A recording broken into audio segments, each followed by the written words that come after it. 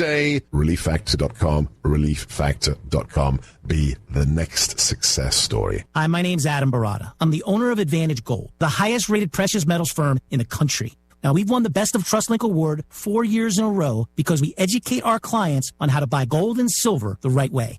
We don't pay celebrity spokespeople millions of dollars. We'd rather pass that value on to you. Call 800-900-8000 and speak with one of our experts. We'll send you a free gold kit along with my latest national best-selling book, The Great Devaluation. Call 800-900-8000. Call 800-900-8000. Scientists at Boston University are under fire for creating a lethal new COVID strain in a laboratory. According to Daily Mail, the hybrid virus is comprised of Omicron and the original Wuhan strain. In lab tests, the hybrid killed 80% of the mice in the study. Leading Israeli government scientist Professor Shmuel Shapira said, quote, "This should be totally forbidden. It's playing with fire," end quote. Gain-of-function research has been forbidden in the United States since 2017. The National Institute of Allergy and Infectious Diseases helped fund the research, but now says they did not know the type of research being done. Tasha Stevens reporting. An Iranian female competitive climber has left South Korea after competing at an event in which she climbed without her nation's mandatory headscarf covering. Farsi language media outside Iran have warned she may have been forced to leave early by Iranian officials and could face arrest back home. News and analysis at townhall.com. A new poll has Democrats afraid they may be losing their hold on independent women voters. The latest troubling news for Democrats appears in a New York Times Siena College poll released on Monday. In addition to showing a 4-point advantage for Republicans headed into the midterms, it also shows independent women favoring the GOP by an 18-point margin. The numbers indicate the Democrat bump following the high court ruling that struck down Roe v. Wade has run its course, with far more voters, including independent women, concerned about the economy and high inflation more than abortion. Bob Agnew reporting. Customs officials at Hong Kong's airport have seized a multi-million-dollar stash of methamphetamine hidden in electrical transformers being sent from Mexico to Australia. Officials say they uncovered about 168 pounds of crystal meth in false compartments in the transformers during a recent inspection. More on these stories at townhall.com.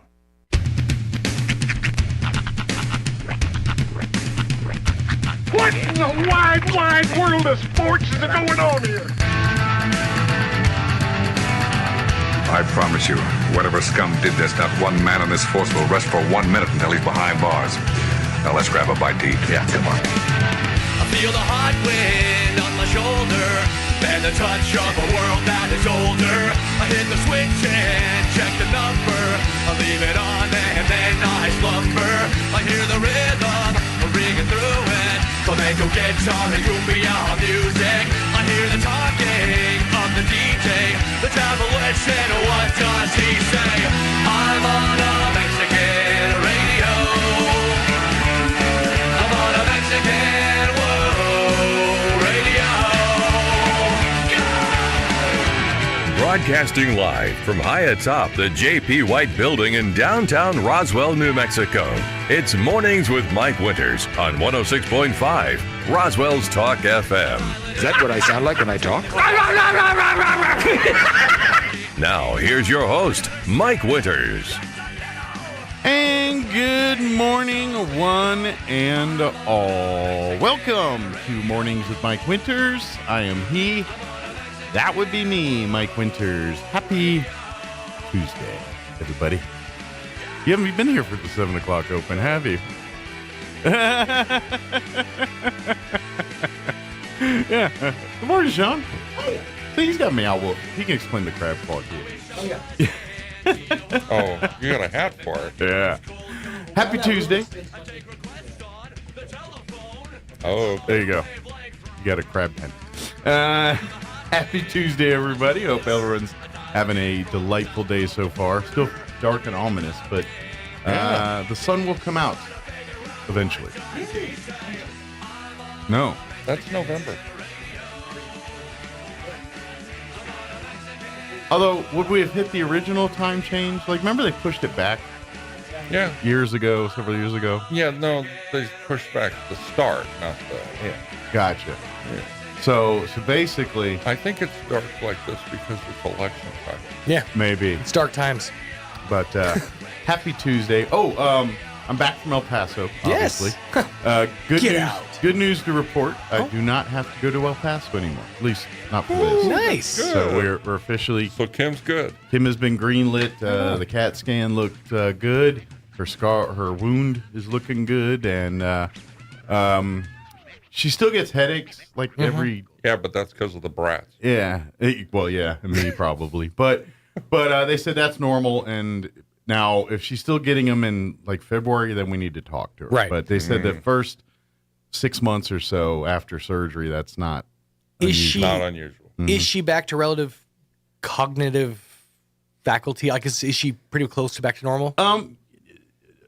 Yes, as far as thinking and everything, but no, as far as healed. It's still thin up there. Right. So she's not fully healed as far as protected. Sure. And she still deals with fatigue, things that, She does speak slower than she used to. I mean, you probably don't notice as much because you're with her all the time. Yeah. For us, we only see her every few weeks or something. We still notice that she has she's slower. Yeah, in her and speech pattern. she's still dealing with some of that. She has, and that's, it's normal. It's just, it based on, because Kim was asking, and it's like, she goes, remember, we opened up your head. Yeah. Right. Yeah. We did play with your brain a bit. That is so true. it takes time for all that. So, but Didn't basically, they do this in the Middle Ages? They drain off some Put it this pressure in your way: head. she's not going to be doing any hardcore parkour anytime soon. Yeah. Parkour. That's where they run around jumping over buildings and whatnot. Oh, I saw a video about that once. Okay. Usually with a bunch of sheep Try to go sideways or something. Try to climb up walls vertically like ninjas and things like Parkour. that. Okay. Yeah. It's just not a term I'm used to hearing. It's understandable. Feels like a style of flooring to me. Actually, that's exactly what it sounds like. But yeah, good news. She's good to go, and so we don't have to go back any more. She's cleared by the neurosurgeon to go. Well, we're supposed to do some Mexican trains, so yes. I was worried about that. she's good to go. So, there was something else I was going to mention. I just completely spaced out about it. Oh well, it'll come to me later. So, we do have a full slate for today's show. Everything goes swimmingly yesterday. Pretty swimmingly. Yeah, I didn't hear much. Every time I was in the car, I was in bad spots and it was kind of breaking up. So, I introduced. I was nice enough to introduce the entire audience yesterday to Corn Kid. Corn Kid. He's the newest internet sensation because he loves cone. I must not follow these. He loves cone. It's got the juice. What? Never mind. Is he into corn, or is he? It's this kid that they found on some street fair who's really into like his ear of fried corn. Okay. And so they interview him and they ask him, what does he love about this corn? And he basically goes on. It's like these little knobs of flavor. It has the juice and. He didn't know he liked corn at first, and then they put butter on it, and it changed everything. It became this huge thing online, this meme. And so I'm glad he likes corn. He loves corn. It has the juice. Would it be funny if the band Corn came to bring him corn? He would. I don't know if he'd get it. Like, Jonathan Davis. To use a modern term, this is sus. Oh, sure, you get sus, but not parkour. Yeah. To be honest, if he walked in with a bushel of corn, Jonathan Davis, the Corn lead singer, and he walks in with it to this kid with a bushel of corn and says, "Are you ready?" and hands him corn. He just hands him a few ears and walks away. This is a very corny conversation. Like this whole show's corny. Well, yeah. Sure enough. We know our demo. Now I wish you could do a whole song parody of the Blind song, but like corn, buttered, or I don't know. There's the bad part about all this is I've never heard a Corn song in my life. So. Really? No. They've been out a few years. I know. I've heard of them. Yeah. Well, not just your not wheelhouse. into these new things. You know? Well, they're like 20. They were let's see, when Korn start? 90s? It's like 94, 95. Yeah, so they're not. What did they're not Simpsons say? You know, anything past 1974 was unnecessary.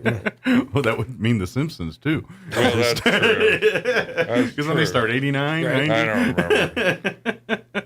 By the way, I only saw that like 3 times. By the way, I've watched 2 episodes now on Vice Channel. If you get that channel, I never heard of it. It's I think you have it. You probably just don't realize it. Oh. It's buried in the couple hundreds somewhere. Yeah. But anyway, they do a lot of. There's some stuff I've never watched on there, but they do documentaries, and they got a documentary series right now called Icons Unearthed, and the first series of they're almost like mini-series documentaries. They do. So the first one was on the Star Wars movies, and they actually got George Lucas's ex-wife to talk in this series, and there's a lot of Star Wars insight. A lot there of like with deep her. dive and like the behind-the-scenes stuff, Yeah, like how it it's was made. pretty interesting. Well, they've run that series, and now they've started The Simpsons. And it's basically all the inside baseball, how The Simpsons started and everything else, and getting a lot of. I think Matt Groener was on crack or something. Well, it's kind of interesting. I'm a Simpsons fanatic. Like I know more about that series than most, and I learned things that I didn't know from watching this it's pretty neat. series. So. Because like the going story is that Matt Groening, before he went in to pitch The Simpsons, he was going to pitch Life in Hell, his comic strip series, but he decided against it because that would have given his intellectual property to Fox, and he couldn't make money off in the back end. So he decided to pin up The Simpsons. That's this way the story goes. How it actually happened was they came up with the idea for The Simpsons characters months before he ever pitched it to the network. Like it was long gone, the idea that he was going to use his Life in Hell characters. That's just how he got his foot in the door. But the legend was always he changed it at the very last second, like in the green room waiting for his thing. It's fascinating, the stuff they get into. Sounds like that guy that does the shows on Hulu now, but it was on Fox before. It was the space thing. Oh, you're talking about the Orville? Yeah, the Orville. Seth MacFarlane. Yeah, he had similar stories about his creation. About Family Guy and some of those. Yeah. Actually, one of the things I liked about this, and I think it's in the second episode more, is talking about making a prime-time animated series. And because basically the goal was to make The Simpsons like a live-action sitcom, like you would see like Growing Pains or any other of these, shows you see in prime time. But they wanted an animated version, so they had to go and learn, like the animators had to learn how to write a sitcom, because the animators and everything and the storytellers, they're used to telling cartoons like Mighty Mouse and Looney Tunes, and that's not set up the way No, that's more of a comic strip on and they're TV, also big in The Simpsons, although it's swayed a little bit. They didn't want the cartoon-like reactions.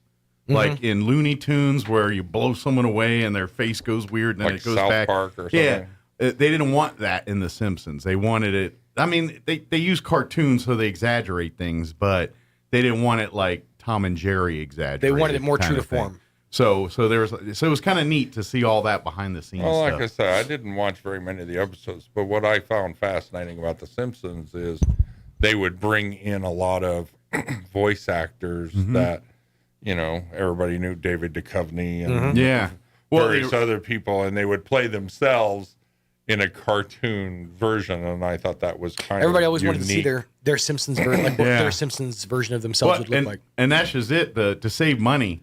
Because originally, for those that don't know, the Simpsons was a short on the Tracy Ullman show, which was Fox's, like when Fox was starting out there in the late 80s there, and they had Married with Children, and they were, Tracy Ullman show was another one of those shows that they brought in that got popular, and they wanted to do a cartoon shorts in that one, and they had two. They had the it was like whatever that. It's like lady Kathy Ngatu. Yeah, that one, and then The Simpsons, and so The Simpsons, obviously eventually, but the reason the actual main cast of The Simpsons, they're all the voice actors, all the actors from Tracy Ullman Show. They were main characters, and to save money. Yardley Smith, Dan Castellaneta. To save money. Didn't they have one that played like several Julie characters? Kavanagh. Yeah, Hank Azaria. Hank Azaria played like 7 characters, as did Harry Shearer, who played like... And they came later. They came in the series. They weren't a part of the original Wasn't Harry Tracy Shearer in that mockumentary Spinal Tap? Yes, he was. He was in Spinal Tap. You're absolutely right. He was also a bit part as a DJ in Wayne's World 2. Oh, that's right. Remember that? I forgot Harry about Shearer, that, yeah. Drop there. So let me give you the rundown. Yes. Unless you want to talk about... I mean, Simpsons we could. forever. We could. I could talk about any of that kind Show's of stuff been on forever. for 30 years. We could literally talk about it forever. You heard a third voice. That's not Sean Throna's voice. That was Stephen Lee with American Legion Post 61. They're going to join us officially talking about Halloween and all that good stuff here in a minute. In the 8 o'clock hour, we got a full slate for you. Dr. Sean Powell with Eastern New Mexico University Roswell will join us. I imagine he's going to be talking a lot about Bond 3. It's not See No More, it's 3. They switched it on us, but it means the same thing. They just gave it a number instead of a letter now. But anyway, Dr. Powell talked to us about that. And then the bottom half of the hour, we'll have folks from the Chaves County Extension Office join us and give us an update on FAIR and also their cooking sensations and all that good stuff. And then in the 9 o'clock hour, about 9:15, we're going to have the folks from Alien Motor Speedway join us. They got the big monster truck nitro series happening out at Alien Motor Speedway this weekend. So if you like monster trucks and big loud noises and make things sure getting to crushed. tell them that we want them in the Veterans Day Parade. Okay, I will let him know. They love that stuff. So we'll tune in around then. You'll hear about all the monster truck action here in the 9 o'clock hour. Plus, we will have all of your normal features that include the news of the local, national variety, along with weather, your Wall Street Town Hall business updates, Kim Commando, Sean Hannity updates, and whatever else we can come up with for today's show. Before we do any of that, though, let's take a look at your weather. I'm meteorologist Steve Hamilton with your Pecos Valley weather. A few clouds to start the day, but we have high pressure on its way back into our area, so we'll have some sunshine by afternoon. Pretty comfortable daytime highs in the low 60s and a little bit breezy. We'll drop into the low 40s for the overnight hours and clear, and then right around the 70-degree mark for the afternoon high on Wednesday and Sunday. We'll move into the mid-70s with fair weather on Thursday. That's your latest forecast. I'm meteorologist Steve Hamilton. Thank you, Steve. Currently 52 degrees here in Roswell. Humidity is at 93%. Winds currently out of the southeast at 3 miles per hour. This morning, expect to see some patchy fog and a little cloudiness, but that will eventually burn away and make way for the sunshine. High of 62. We're going to hit the 60s today. Winds will be out of the south at around 5 miles per hour. Clear skies tonight with an overnight low of 42. Winds will be out of the south at around 5 miles per hour. A little warmer tomorrow, mostly sunny, 72 for a high tomorrow. Winds will be out of the south at around 5 miles per hour. Partly cloudy tomorrow night with an overnight low of 44 degrees. Southwest winds at around 5 miles per hour. Looking at the rest of the week, sunny and 75 for Thursday. Northwest winds 5 to 10. Sunny with a high of 79 on Friday. And then looking at the weekend, kind of a tale of, well, not really. They're saying it was supposed to be cooler with moisture, like at the back half, but I don't think we get that because Saturday they're saying mostly sunny and 81. Sunday they're saying partly cloudy and 71. So it's a bit of a dip there, but I wouldn't call that, earth-shattering or nothing. All right, it is 7:21. Let's take about a 4-minute break. And we also get you into your Roswell Livestock Recap Report with Smiley Wooten. We'll do that at the end of this break. And then we'll talk with Jen and Lee on the other side. Don't go away. This is Mikey, General Manager at Roswell Nissan. Are you haunted by high payments or afraid you'll be stuck in your old car forever? This is your chance to escape. It's Halloween madness at Roswell Nissan. No tricks, just a lot of treats. Like rates as low as 2.25% for 36 months or 3.99% for 75 months. No payments for 90 days on approved credit. And if you do have creepy credit, Roswell Nissan has credit specialists on hand to help you get your deal done. Halloween madness all October long at Roswell Nissan. Sometimes when you hit the road hits back. That's why MTA Mechanics and Tire carries major brands like Bridgestone, Cooper, and Michelin. Not only do you get top brand tires, but you also get a nationwide warranty. So wherever you are, MTA Mechanics and Tire has you covered. Stop by or let MTA come to you with their MTA Mobile Tire Shop, covering Roswell, Carlsbad, and Artesia. They can come to your home, office, or even the airport, and alignment is included on all sets of 4 tires. MTA Mechanics and Tires, getting you back on the road. Martine's Capital Cafe in Roswell offers authentic and highly rated New Mexico food. Explore their amazing menu featuring huevos rancheros or asado with eggs or their green chili stew. And you can't forget their award-winning green chili cheeseburger, all made from scratch using their finest and freshest ingredients. Open for carryout with curbside delivery or limited dine-in. Just call ahead 624-2111. Martine's Capital Cafe, always pleasing the most refined palate. Open Monday through Saturday from 6 a.m. to 8:30 p.m. at 110 West 4th in Roswell. Now through October 31st, all new customers who sign up for Plateau True Fiber Internet will receive their first 3 months of internet for free. With Plateau True Fiber, you have no data caps, no hidden fees, and symmetrical upload and download internet speed. And right now, when new customers use offer code RSWTRA and visit in-store or call 877-752-8328, you will get your first 3 months of Plateau True Fiber Internet for free. That's up to $240 in savings. Plateau True Fiber. Tried, true, trusted. Offer is redeemable only for new Roswell customers in Plateau Fiber eligible zones. Must sign up for 1 year. Ready for some good economic news? Guess not.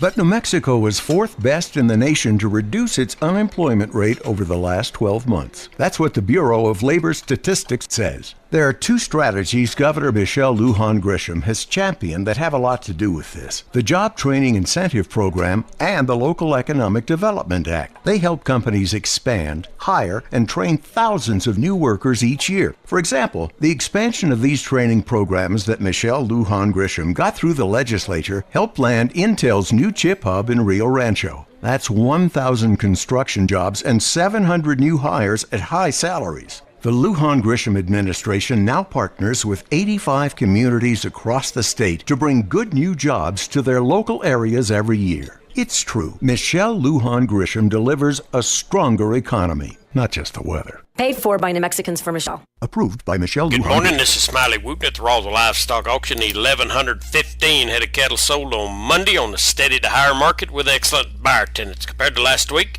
stocker calves sold steady to $10 higher, feeder cattle steady to $5 higher, packer cows and bulls steady to $1 higher, 3 to 400 pound steers $180, $190.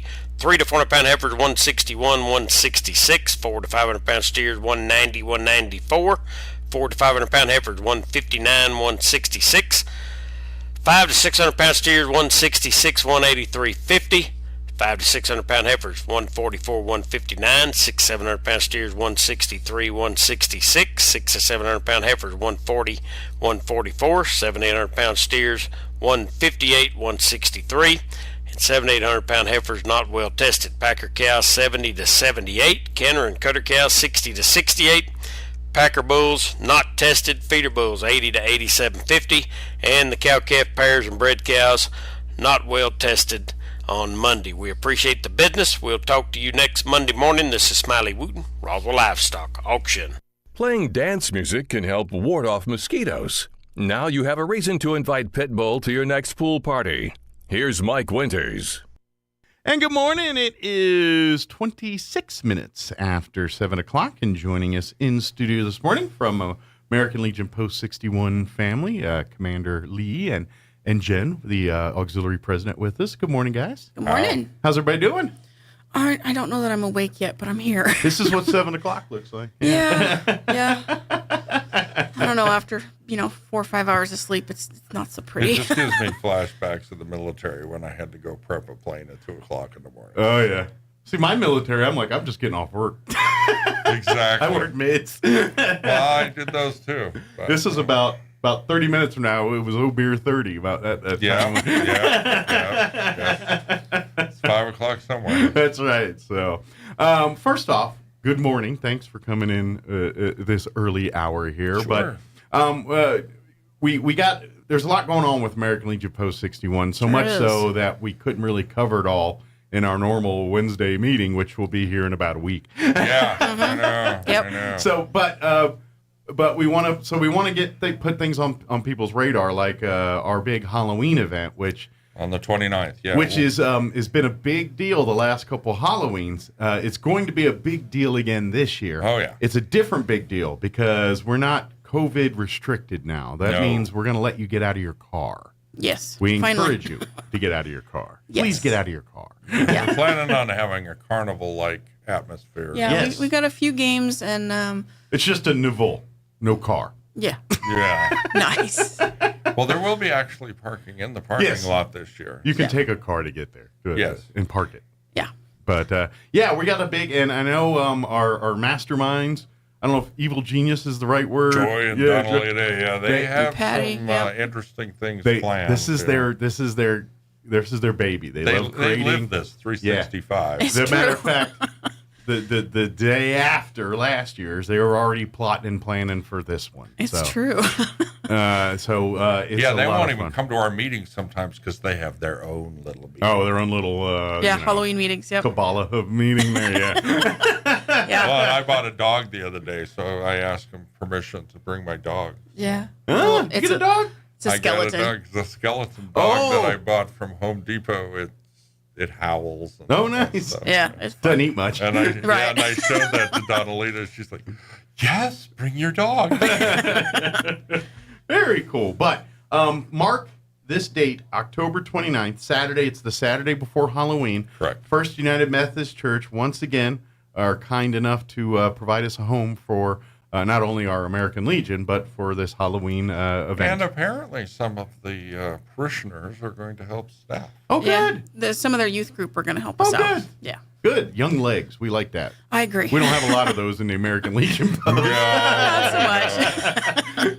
Well, we have more than we used to. We do. Because our scouts are also, some of them are members. Yeah, we have Cub Scouts, and they got more energy in one of those than like 20 of us. Yeah, so. if we could just bottle that and sell it. We kind of absorbed Pack 2, I guess, and boy, they were tearing through the halls the other day. I was like, why can't we bottle this energy? I know. You know? And that was like 7 o'clock at night. Yes, it was. We turned to pumpkins by then. Yeah, pretty much. But on Saturday, October 29th, from 1 to 5 p.m. out at First United Methodist Church in the parking lot, we're going to have a big Halloween carnival. There's going to be things to see and do, of course, candy. Yes. Lots of fun, like games, and, it's a carnival. So things to come and have fun. So come. I'm not even privy to the top secret information. Yeah, they are holding a lot of the special effects and what have you. The only thing I know is the there's going to be a lot of plastic sheeting. Yes. We're making a haunted house walkthrough. Okay. Yes. Yeah. But it's not kid friendly. It's not going to be. Yeah. Yeah, we're this is a kid. This isn't like guys with chainsaws coming out of the woods. No, this is like bowls of spaghetti and grapes type. Yeah, it's fun, family fun. Yeah. It might be a couple things like, ooh, I don't want to touch that. It's more for the younger stuff. Yeah, it might be a little gross touching things and stuff, but nothing, you know what I mean? Nothing, I don't even know about that. Yeah, but they have stuff they're going to touch. Oh, yeah. Oh, I didn't know. See, the auxiliary has this top secret barrier between us, and so they want it to be surprising. Well, in a good Halloween experience involves more than one sense. You got to get the nose, you got to get the hands, the touching, the smelling, the visualization. It's all got to work in concert. Well, I have to admit, Halloween is my favorite holiday. Is it? Yeah. Good deal. And I'm always on the girls about, getting the Halloween decorations up, and it always takes too much time. You should, so are you... Now, of course, we encourage folks, you don't have to, but come in your costumes and things. For come sure. dressed up, For have sure. fun. But if you don't have one, don't want to, no biggie. Come on out and just come anyway and enjoy the candy and the fun and all that stuff. Yep. And do it without goop all over your face. But if you want to, come out in costume and all that kind of stuff. The last 2 years, I've been a wizard. I don't know what I'm going to do this year. I have no idea what I'm going to be either. We're not charging for this either. We're just asking if you can we donate. are Great. asking for donations. If you'd like to make a donation, which will go to American Legion Post 61, and which will go to our various pet projects, which includes the Scouts, which we just talked about. Yeah. Memory Lawn, we do a lot of work out there. Also, of course, our work with or many others, our bears that the charity bears, the charity bears. But auxiliary do now we need to really focus on wreaths across America. We got to get as many wreaths as possible for the veterans' graves in December. Yes. Each sponsorship is $15 each. You can either pay me $15 a piece, and then I buy all the wreaths for you on your behalf, or on my web page, right in the top center section where we announce the scholarships and stuff like that. There's a link to our Wreaths Across America page. If you prefer, you can pay them directly. Okay. It doesn't matter to me because all the money you give me is passed through. Sure. It's going directly to the straight organization. To Wreaths Across America. There's no overhead. There's nothing. It's $15 total. I would if you come out on the 29th here, is there be a table or something? If Sure. people We wanna, will have a table set up. If for you want to go and do Wreaths Across America, make a donation. Oh, yeah. Where and of course, sponsor a charity bear. We sell swag and stuff too. We do, but we don't have a lot of swag. Okay. This year. We're swag light. We just finished the farmers market. fair and farmers market. Yeah. So between those two, that kind of wipes out our supply for a while. Yeah, So. and our gun drawing sold out. So Yeah, we're out of tickets. We've sold all 300 tickets. It Turns went out if you so fast. Fun fact: in Chaves County, if you've got a gun to auction off, people will buy tickets. Oh for that. yeah. Surprise, surprise. Yeah. And this is a nice 6-hour P320. It is a pretty gun. Yeah. 9mm camo with thumb safety, which is unusual. Extended clips, the whole 9 yards. That is unusual. This is a huge buy. I mean, it's a $700 Some lucky ticket holder is going to win that. Oh thing. yeah.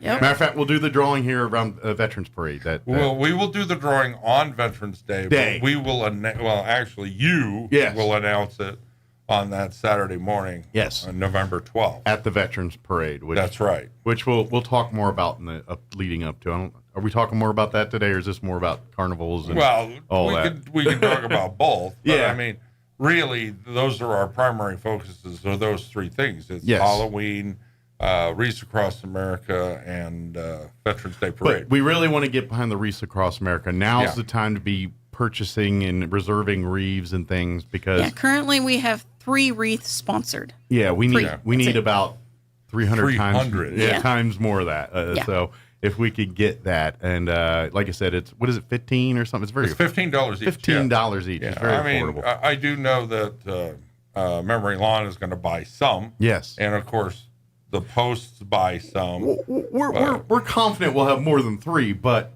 we know that this is the land of mañana, and people wait until the last possible minute. Yeah. And unfortunately, there's a lot of logistics in getting thousands of wreaths to graves across the country. I have to order them in advance. Yeah. So I mean, so there's a lot of moving parts here. So now's the time to be thinking about it, not in December when we're actually You actually have to laying the buy them wreath. before December. Yeah. That's right. We have to buy them in the month of November. Yes. Actually. So please, when you come out to the Halloween Carnival, or if you come out to Veterans Day, or if you see a Legionnaire at any of our And we stuff, do please. take cards. A lot of people think, well, American Legion, you only take cash.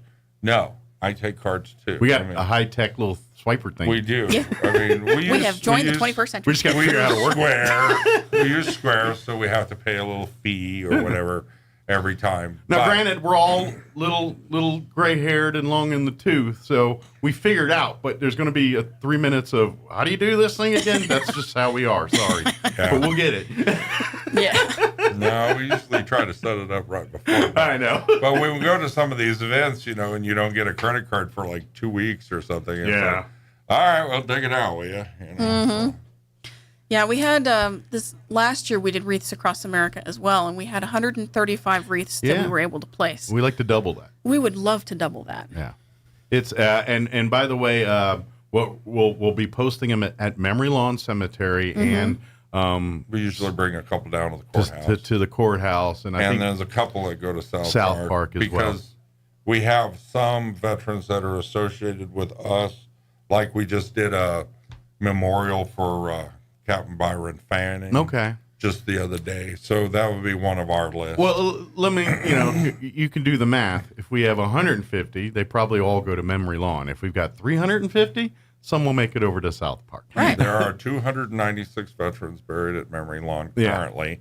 So anything more than 296, we can start branching out. Yeah. So please help us. We want to go and we would love to put another couple hundred out at South Park too, but the only way we can do that is if we get enough wreaths to do that. That's right. So help us in that endeavor. You can definitely reach out to us too via our website or for sure Facebook or anything like that. RoswellLegion.org. Yeah, if you don't see a Legionnaire at one of our events or something like that, that's a great way to get. Hey, I heard about you all doing wreaths across. Of course, if you come out to the Halloween event, we'll be happy to set you up there with all the wreaths across America. And yeah, on my website, currently I do PayPal. So, okay. But again, there are fees involved with that too. And then, if you're technically savvy, please go to the website, do it that way. That way it's done. You don't have to worry about it. Good to go. And you can earmark any of these things. So when you go in, just put in the comment, this is for... Yeah. Any donation you give to us, you can earmark. So if you're saying... I love that you guys work at Memory Lawn. Here's $100. I want it to go towards Memory Lawn. Right. That's exactly what it'll do. That money will not go into across America or the Scouts or whatever. Any of our we're still selling the popcorn right now. So I mean, if you want to get in on some of that, I'm telling you, as an Eagle Scout, as a child of Scouts, when I was young, I grew up through Scouts, and I did just about everything you can and do in Scouts. Yeah. The popcorn situation. See, I was the dawn of Boy Scouts and popcorn. I was a Scout. That's when Trails End Popcorn and the Boy Scouts of America partnered. I was in Scouts when that happened. Oh, cool! And so the very early years of selling popcorn, it was kind of different because there wasn't microwave popcorn. It wasn't the pre-popped. It was basically here's some popcorn. How do you pop it? You got to have a a popcorn machine, or you got to have, and so it was a thing of popcorn, just like you would. And then now the technology's changed. They've got microwave popcorn. I remember with the Jiffy Pop where you had that little thing you put on the stove, and it was kind of similar to that, but not that. You had to. It was basically a bag you had to pour into like a popper or something, or in a if you do like camp and pour it in a cast iron. Yeah, I remember skillet. actually seeing the Jiffy Pop thing where you put it on the stove. And it grows. Yeah, is that not available anymore? I don't know. I've I not think seen it in is, years. But I don't know. I haven't seen one. Certainly not seen an advertisement. It's hard to compete with something you toss in the microwave for a couple minutes and you're done. Exactly. But they got all that now. I've actually not tasted any of the popcorn that we're selling because I have this thing about if you're selling something, you don't eat your product. But I bought it and ate it. But yeah. But I ate it. My understanding is it's really good. It is. So, and that's why I'm saying it's a little pricey, but changed. It goes to a good cause. They charge more because you're not paying for popcorn, you're paying for scouting, and that's what it is. Yeah, and so true. you pay a few extra bucks for you pay a couple bucks for a same size bag of popcorn at the store. And our kids just came back from Jamboree. They were down at NIMI, and all this costs money. So if you can help us out, we really appreciate it. Trails End Popcorn is really the best way that the Scouts support their stuff. So we have that. product on hand, and we will probably be selling it all the way up through the end date, which I think is October 22nd or something like 4th, I think. Is it 4th? I don't know. Could be. I'm against myself. You're what? Oh, Jason Burke said you're against yourself. Let's talk about the popcorn. But yes, it is a little more pricey, but it's because it does such great opportunities for these kids. And I'm telling you right now, just because I'm a product of Scouts, I have done so many things in my life that I would have never had the chance to do during my time in scouting. Going into caves, going to Australia, going to Hawaii. I didn't know you went to Australia. Last weekend, they just did fox hunting and stuff with using ham radios and stuff like that. And I guess our crew did really well. Yeah, things I would have never done. Whitewater rafting, rock climbing. You wouldn't catch me on a rock anywhere. Yeah, one of our members, Ted Smith, he was out there conducting, I guess, the ham radio class. Yeah, okay. And he says that our 61 kids just blew away the competition. Awesome. So good deal. They really did well.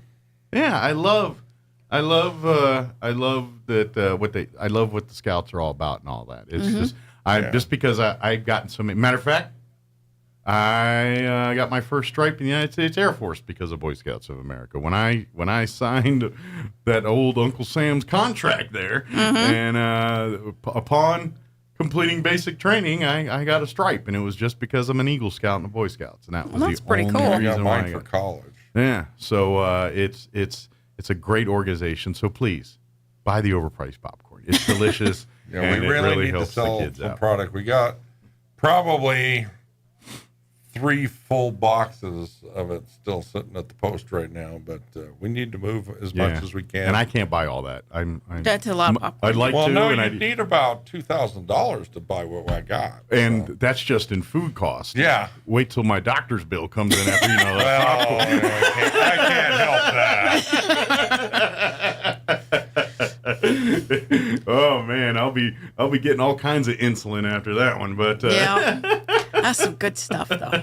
It is. Yeah, they got that caramelized stuff. And that's what I'm saying. It's stuff. way Yeah. when I had it, all I had was here's popcorn. Now they're like, oh, would you like caramel corn? Would you like pre-popped? Here's a bag with the we're Cracker still, Jack style. We're still taking on Scouts, so if you guys want to join Scouting, we're good. Yeah. I realize that in January we're going to roll over to the new year, so we only got about 2 months left on the current crop, but we need adult leaders is what we really need right now. We've got a Cub Master, we have an assistant Cub Master, and a couple of den people, but we need more. They need, because we got about 12 or something like and that. as we get 12 or more 13 Scouts right now. And as we get more kids in the program, they're going to need more adult leadership absolutely. there. It's and I know this because again, I was in Scouts many times.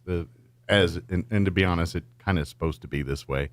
The parents of the kids are their adult leaders. I mean, there's no law saying you don't have to necessarily have a kid in there, but it just makes sense. It usually just works out that way. Yeah. So the only icky part is the youth protection training because, most of it is common sense, but some of it is just kind of icky.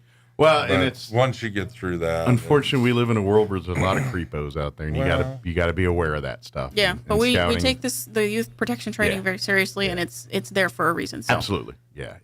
But it's a great organization, great thing. Is. It's a great opportunity for your kids to be involved with.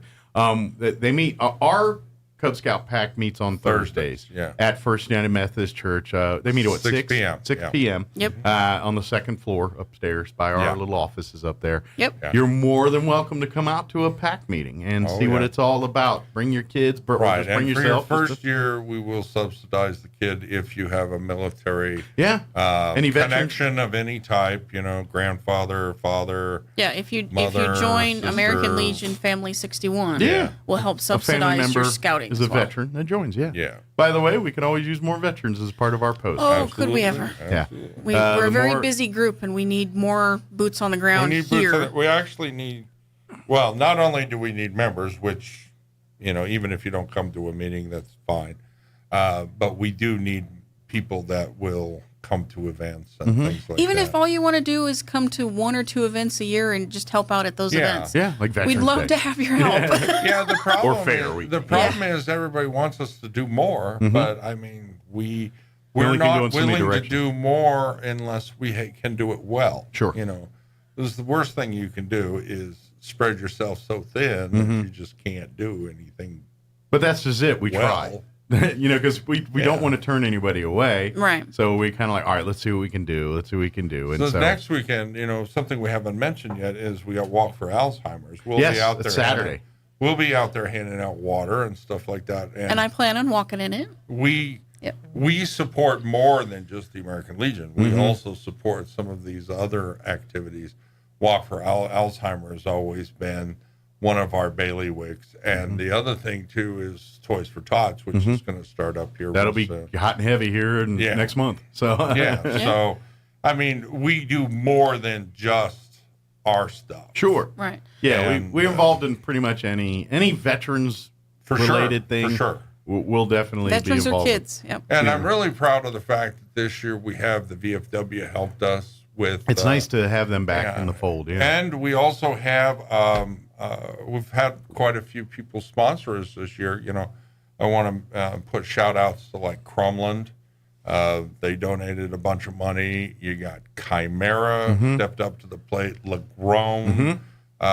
Straight Shot Wireless, and then a couple of the lower amounts that came in, like Johnny's Car Care, and I know I'm missing somebody here. I'm sorry. Plateau Wireless. Plateau. Yes. Reineke Medical's always been a supporter of many things we've done. Reineke didn't donate to this year, but they did sponsor a lot of charity bears. Yes, they did. They've been a great partner with us. Oh, they sure have. For sure. I mean, it's not like they haven't given us a lot of money. They're not sponsored. That's why I wanted to throw a special shout out to them. It was like they didn't help us directly with the veterans. No, not parade, this year, but pretty much everything else. Charity bears. Pretty much everything else. Yeah. And we just there was a call that came out on Facebook. I think it was about a week ago that they wanted charity bears down in was it Hagerman? Yeah, I saw a thing on that the fire a rescue or something was looking for stuffed animals. So we threw a dozen of them at them, and hopefully that they'll be able to. By the way, those. More first responders out there. If you throw any requests for that on Facebook and it catches our eyeballs, we will try to help you out there. Absolutely. For sure. Yeah. I just have to be scrolling one day, looking at people's food pics, and then notice, look at this. The Hagerman Fire and Rescue's looking for some stuff. And we responded. Yeah. So I mean, it was a dozen, but we'll be making more. Well, that's 12 kids, 12 calls. We make them on Thursday nights. Yeah. By the way, usually not the first Thursday night, but because we're meeting that because that's our meeting night. Yeah. We try to push all of our meetings to the first Thursday now. It used to be first and second, and now we just push it to first so that we have all the other Thursdays to kind of work on make these projects. Yeah. So. Which, by the way, if you are a crafter, sewer, and love to join us Thursday nights. Even if you're not a member, we would accept help. I mean, we need cutters, we need tracers. Yeah, I have no idea really how to sew, but I can stuff a bear really well and trace it out pretty good. good. At putting stuff in stuff. Yep. But you guys get together 6, right? On Thursday? 6 o'clock. 6 p.m. Thursday. But we also need batting, the stuffing stuff. Okay. Yeah. So We've if almost anybody run has out. any, we're Like to almost donate? out. If anybody has any, we need that. Or if you have material that you're not utilizing, we can turn them into charity bears or other products. And if you are a sewer crafter, there's patterns and everything. So if you're experienced at that, you should be able to whip these out. Oh yeah, they're pretty simple. It's not a deep level of experience needed here. No, so you don't have to be like, well, No, and our memory lawn fund is dwindling. Yeah, we do need some money there. We need money, especially for gas for the mowers and stuff like that. Now I realize that we're not going to be mowing much longer this year. Yeah, but we're going to have at least, with all this rain we're getting, we got at least one more good mow in us. Right. Yeah. Well, we also had to replace one of our mowers, and that cost quite a bit of money. So. Gotcha. Yeah. But we did receive a very nice donation from a local person that donated a mower to us. One of those commercial-sized large mowers. It wasn't new or anything, but he was able to get it up and running really quickly. Well, when you got a piece of equipment like that and just a little TLC on it, and the thing's working great for our needs. I wonder if he's going to name this one Serenity. I don't know. Ralph named his little drone Serenity from the Firefly series. Okay. Good for him. Yeah. Whatever floats your boat, man. Yeah. This last Saturday, we actually had a yard sale, and I'd like to thank everyone that came out and supported us for that. Yeah, absolutely. Yeah, we actually did pretty well. Yeah, good. We brought in a little over $500 on that. We did. Is phenomenal for a yard sale. Yeah. Actually, and weather worked out. Thank did. Goodness. Yeah, when it started misting, we started packing up. Yeah, we're like, oh, time to go. We had a couple of late comers. It was like, what are you looking for? Cause dry. Kind of packing up. Y'all selling the umbrellas? Yeah. But because we did so well, we're planning on doing some more in the spring when it's a little more yard sailing season. Yeah. Good deal. Well, I just saw the time. We better wrap this up here. Sure. So, again, October 29th, that's Saturday before Halloween, from 1 to 5 p.m. It is the big Halloween carnival event that's happening at First United Methodist Church with American Legion Post 61. Bring the whole family out. Come have fun. It's family friendly, kids safe.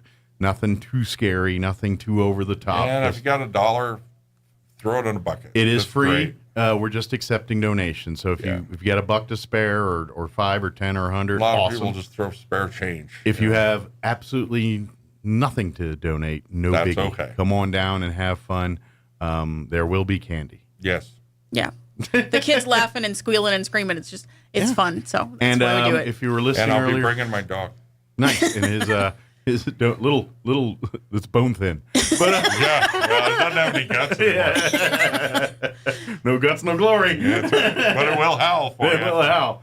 And of course, if you'd like to support our Reeves across America, please go to our website, which is roswelllegion.org. Right. And you will find links for Reeves across America. You'll find links to our scholarships. You'll find links to just about everything we do there, including if you're interested in becoming a member in any one of our posts as a son or as a legionnaire or as an auxiliary member. We'd love Right, and a lot of people don't even know that sons exist or whatever. But, I mean, the reality is almost anybody can qualify to be a member. Yeah, absolutely. So please come out. Please join us on the 29th here. And then don't forget that our Veterans Parade, that Absolutely. Saturday the 12th. There's no cost to be in the parade. Yes. If you want to be in the parade, show up. Yeah. About 8:30. The ceremony will start about 9. And now, then if you've got any special things you're wanting to do, call us and give us a heads up or at least bounce your idea off. Should be rolling about 9:45. We'll be heading up to the Wool Bowl. Then we'll have vendors. We'll have a car show, Yeah, I think, please. and some motorcycles. Meet us on the courthouse lawn at 9 there. And then, as the parade moves, follow us to the Wool Bowl. Oh, yeah. Hang out in the Wool and Bowl if you're parking lot. along the street, come out, Yeah. wave your flags, let us know that you're there. Yes. Yeah. There's nothing more sad than walking in a parade and there's nobody there. Yeah. So, Yeah. come support our veterans. So come out, support the vets, and then come participate in the thing. Veterans, too. There's going to be a lot of stuff for Crumlin's veterans out been there. helping us out really well this year. They did they helped us with the poster, which Nice. is going to be out this week, and they did some radio ads, and they're also up on their Jumbotron sign thing has got an ad for us. So Big thank you to Kremlin. They're helping to bring awareness out. So awesome, good deal. Well, thank you guys for getting up early. Thanks for having us. Do you get to go back to bed almost- now, or do you have to? No, we got to go beg for candy. Oh, Yeah, we got lots of stuff to do today. all right. Well, enjoy. Thanks. Thanks, guys. You and bet. again, mark the 29th down. Make plans to attend. I know there's going to be a slew of trunk or treats and all kinds of stuff going. Make it's the a American huge list. Make the American Legion Post 61 Halloween Carnival at First United Methodist Church one of those on your list, because Please do. You'll regret it if you don't. Yes. The event of the year. There you go. Sunday, but it's on Saturday. Thanks, guys. We'll see you. Thanks, Mike. All right, 7:55. Let's take a quick break before news. Don't go away. Now your Pecos Valley News Update. I'm Jared Cirillo. A Roswell murder case became the focus for discussion during a gubernatorial debate Monday. Republican challenger Mark Ronchetti is accusing Democrat incumbent Michelle Lujan Grisham's administration of releasing Christopher Beltran early from prison, not once but twice. The second time, in fact, he went on to shoot and kill his ex-girlfriend. Ronchetti accused Lujan Grisham's administration of being soft on crime. The governor responding by accusing Ronchetti of politicizing the case, while also pointing a finger at Roswell DA Diana Luce and a state judge for not pursuing gun-related charges against Beltran, which she says would have kept him in prison longer. Multiple fire departments responded to a structure fire over the weekend near Dexter. The incident about midnight Sunday near Lake Arthur. Hagerman EMS, Midway Fire and EMS, Lake Arthur Fire, Eddy County, Dexter Police, and Hagerman Police all assisted the Dexter Fire and Rescue. Nobody was injured in the ordeal. The cause of the fire is not yet known. You're up to date. I'm Jared Cirillo reporting. Roswell Skin Center and Dr. Cometti are here to provide what you need for cosmetic dermatology, offering facials, peels, Botox, filler, and laser. Dr. Cometti at Roswell Skin Center invites you to become a VIP member. Receive $50 off your first treatment. Sign up for rewards at roswellskin.com. It's time for the Chavez County Sports Report. So got a lot of volleyball action tonight, including the district opener for the Goddard Rockets volleyball squad. Rockets are 13-4. They'll be taking on Portales tonight at 6:30. Their last foray onto the court was on Saturday when the Rockets defeated Santa Teresa and Chaparral both in 3-zip sweeps. In fact, in that match against Chaparral, Ava Flores, Sofia Valdez, Alyssa Benavides, all of them had 11 kills for Goddard. Also tonight, Roswell at home against Clovis starts at 6:30. Dexter's district opener is tonight at Tucumcari, and NMMI is starting its district play at home against Ruidoso. Those matches start at 6:30. Also tonight, Hagerman at home against Eunice starts at 6, and Gateway Christian 16-0 at home against Lake Arthur starts at 5:30. Sports Report brought to you by DSI. Call DSI for all your office technology needs. I'm Eric Butler at Roswell Talk FM 106.5. This is the owner of Trustmark Roofing, and nothing makes us happier than telling our customers no. As in, no pricing games. We give you a guaranteed price, and then we stand by it.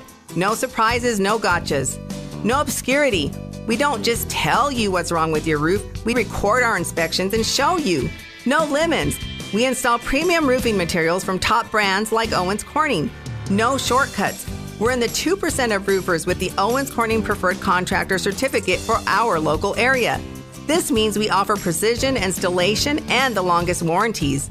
Want a beautiful new roof that's built to last? Choose Trustmark Roofing, the roofer that loves to tell our customers no. For an estimate, call us at 575-755-ROOF or find us online at trustmarkroofpros.com. Trustmark Roofing, we put people first. October is Breast Cancer Awareness Month, and early detection saves lives. Take care of yourself by staying up to date on your mammograms at Artesia General Hospital. Their 3D mammography brings you the most accurate technology with your comfort and convenience in mind. Appointments average just 15 minutes. If you're a woman over age 40, you don't need a doctor's referral to schedule a mammogram.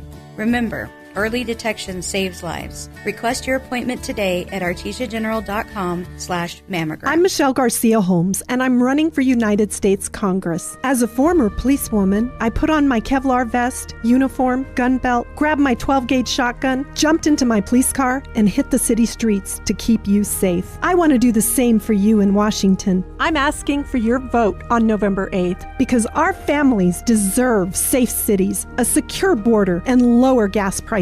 Donate today at GarciaHolmesForCongress.com. Paid for by Michelle Garcia Holmes for Congress. Your home for Armed American Radio is 106.5 FM, KEND Roswell.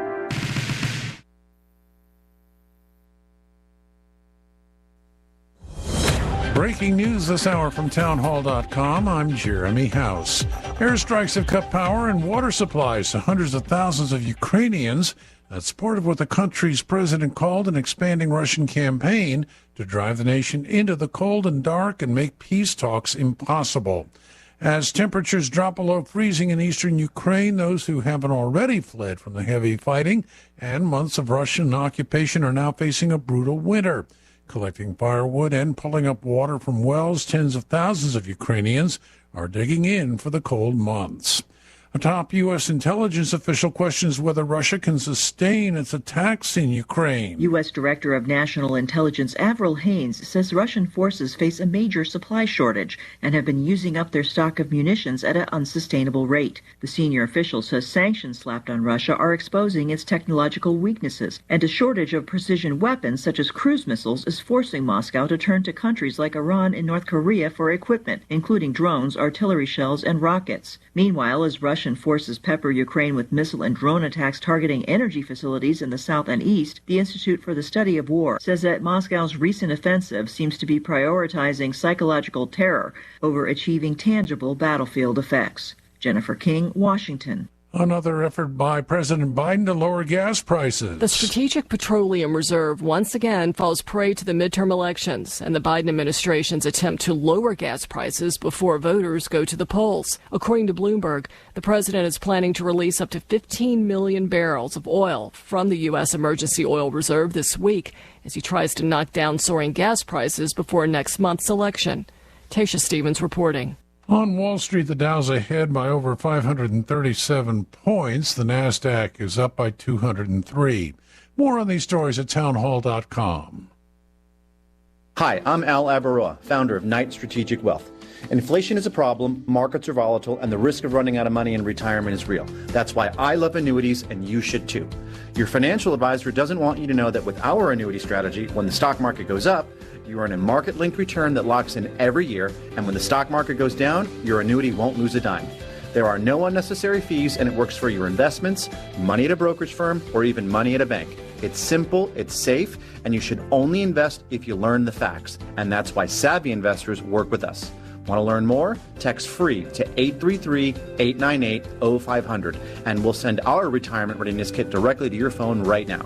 If you want to use safe, low-fee annuities to build a retirement portfolio that will go up with the market and never lose money, get our retirement readiness kit today and see how this strategy can help secure your future. Text FREE to 833-898-0500. Text FREE to 833-898-0500. Another poll shows a large majority of Americans unhappy about where the country is headed. More bad news for the president and Democrats in the latest Rasmussen survey. Only 27% of respondents say they think the country is headed in the right direction. The survey mirrors other recent polls that show voters trouble about the economy and inflation and favoring Republicans over Democrats, which is 3 weeks now before the midterm elections. When it comes to controlling Congress, a separate poll shows Republicans with an edge in 6 key states where President Biden's approval ratings are especially low. Bob Agnew reporting. Ethiopian authorities say they've taken control of 3 towns in Tigray, the embattled northern region, that's seen a resurgence of fighting since August. The government communications service in a statement says the towns of Shire in the region's northwest and Alamata and Korem in the south have been taken from Tigrayan control. News and analysis at townhall.com. Almost 3 weeks after Hurricane Ian made landfall in southwest Florida, students in the area's largest school district are poised to return to class. Lee County has almost 120 schools. The district says 28 were reopening Monday and Tuesday, another 32 soon. The biggest challenge, says Superintendent Christopher Bernier, air quality. Samples have been sent to the lab for every school that is able to open, and we are waiting those results. Just like you, we all want those results back as soon as possible. That's correspondent Julie Walker reporting. Britain's defense ministry says it's issued an intelligence alert warning former and current military pilots against Chinese headhunting programs aimed at recruiting them to train the People's Liberation Army. Armed Forces Minister James Heapy says authorities will make it a legal offense for pilots to continue with such training activities. More on these stories at townhall.com.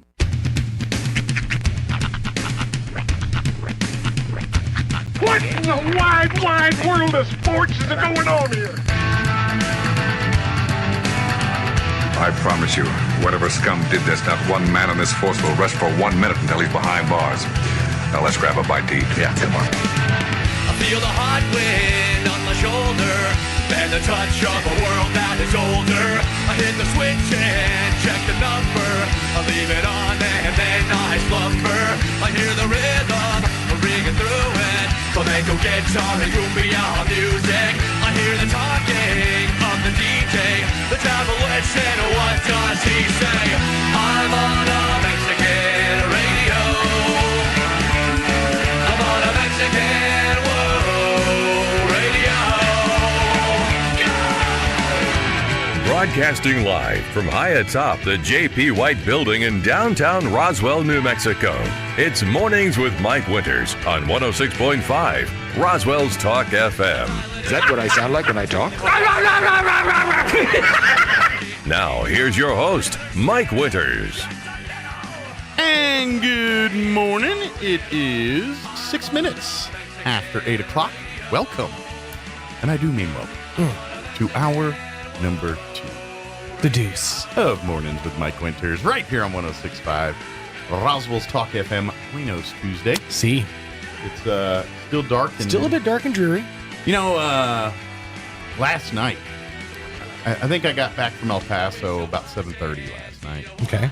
And it was kind of that misty still. It was like misty in some spots, not misty in others. And I basically spent a whole day of turning the wipers on, turning them off, just kind of spitty, turning them off. Yeah. But I remembered I had to take the trash out when I got home. It was like 8 o'clock, and I'm like, oh man. And I ain't gonna lie, I had a long sleeve T-shirt and a sweatpants or something on. I did the trek. I have to go about I don't know 200 feet to take the trash can from my house to where they come to pick it up. And that was the first time in a while I was like, holy cow, I'm like cold and like I was like shivery. Yeah, I was like, it was just, and it was like 52, I think, according to the temperature. But with the mist and the dark and the fact it was 52, I was like, you know, I was cold and I was like, man, I need a rain slicker. I was like, man, it was for a guy that's usually hot all the time. It was a cool, odd feeling to be like, it's cold out and miserable. I like it. It's been really cold in my house. I haven't turned my heater on yet for the season because my pilot's not on. Oh. Why don't you light it? Because I'm not what you would call a man. I'm not sure how to do that. I've looked it up on YouTube and I've seen a couple of videos, so I'm gonna try it. Okay. But it's like a whole thing. So all that being said, my daughter's room is almost universally the warmest room in my house. Because it's like the one that faces the sun for the most of the day. Gotcha. So it soaks up a lot of heat. That being said, last night I attempted to sleep in my daughter's bed. Yeah. My kids are at their mom's house for the week, so beds are open. Is your daughter's bed a full size bed? It's my old bed. Okay. I gave when I got my new bed, everybody shifted. So gotcha. Hunter got her old bed and she got mine. All right, Roger. I had like the best night's sleep I have had in like a month in her bed. Because of the temperature? The temperature, I'm not sure if it was because that bed's broken in because I broke it in. It's got your butt grooves to it. Exactly. I'm not sure exactly, but I slept great. Like I had a great night's sleep. It just took stealing her bed to get there. Well, you could do that again tonight, right? Yeah. Well, no. Actually, I have the kids for the night. Okay. Yeah, Mom has to go to Albuquerque, so I have the kids for the night. So. ABQ. Yeah, you get your bed back tonight, Rhiannon.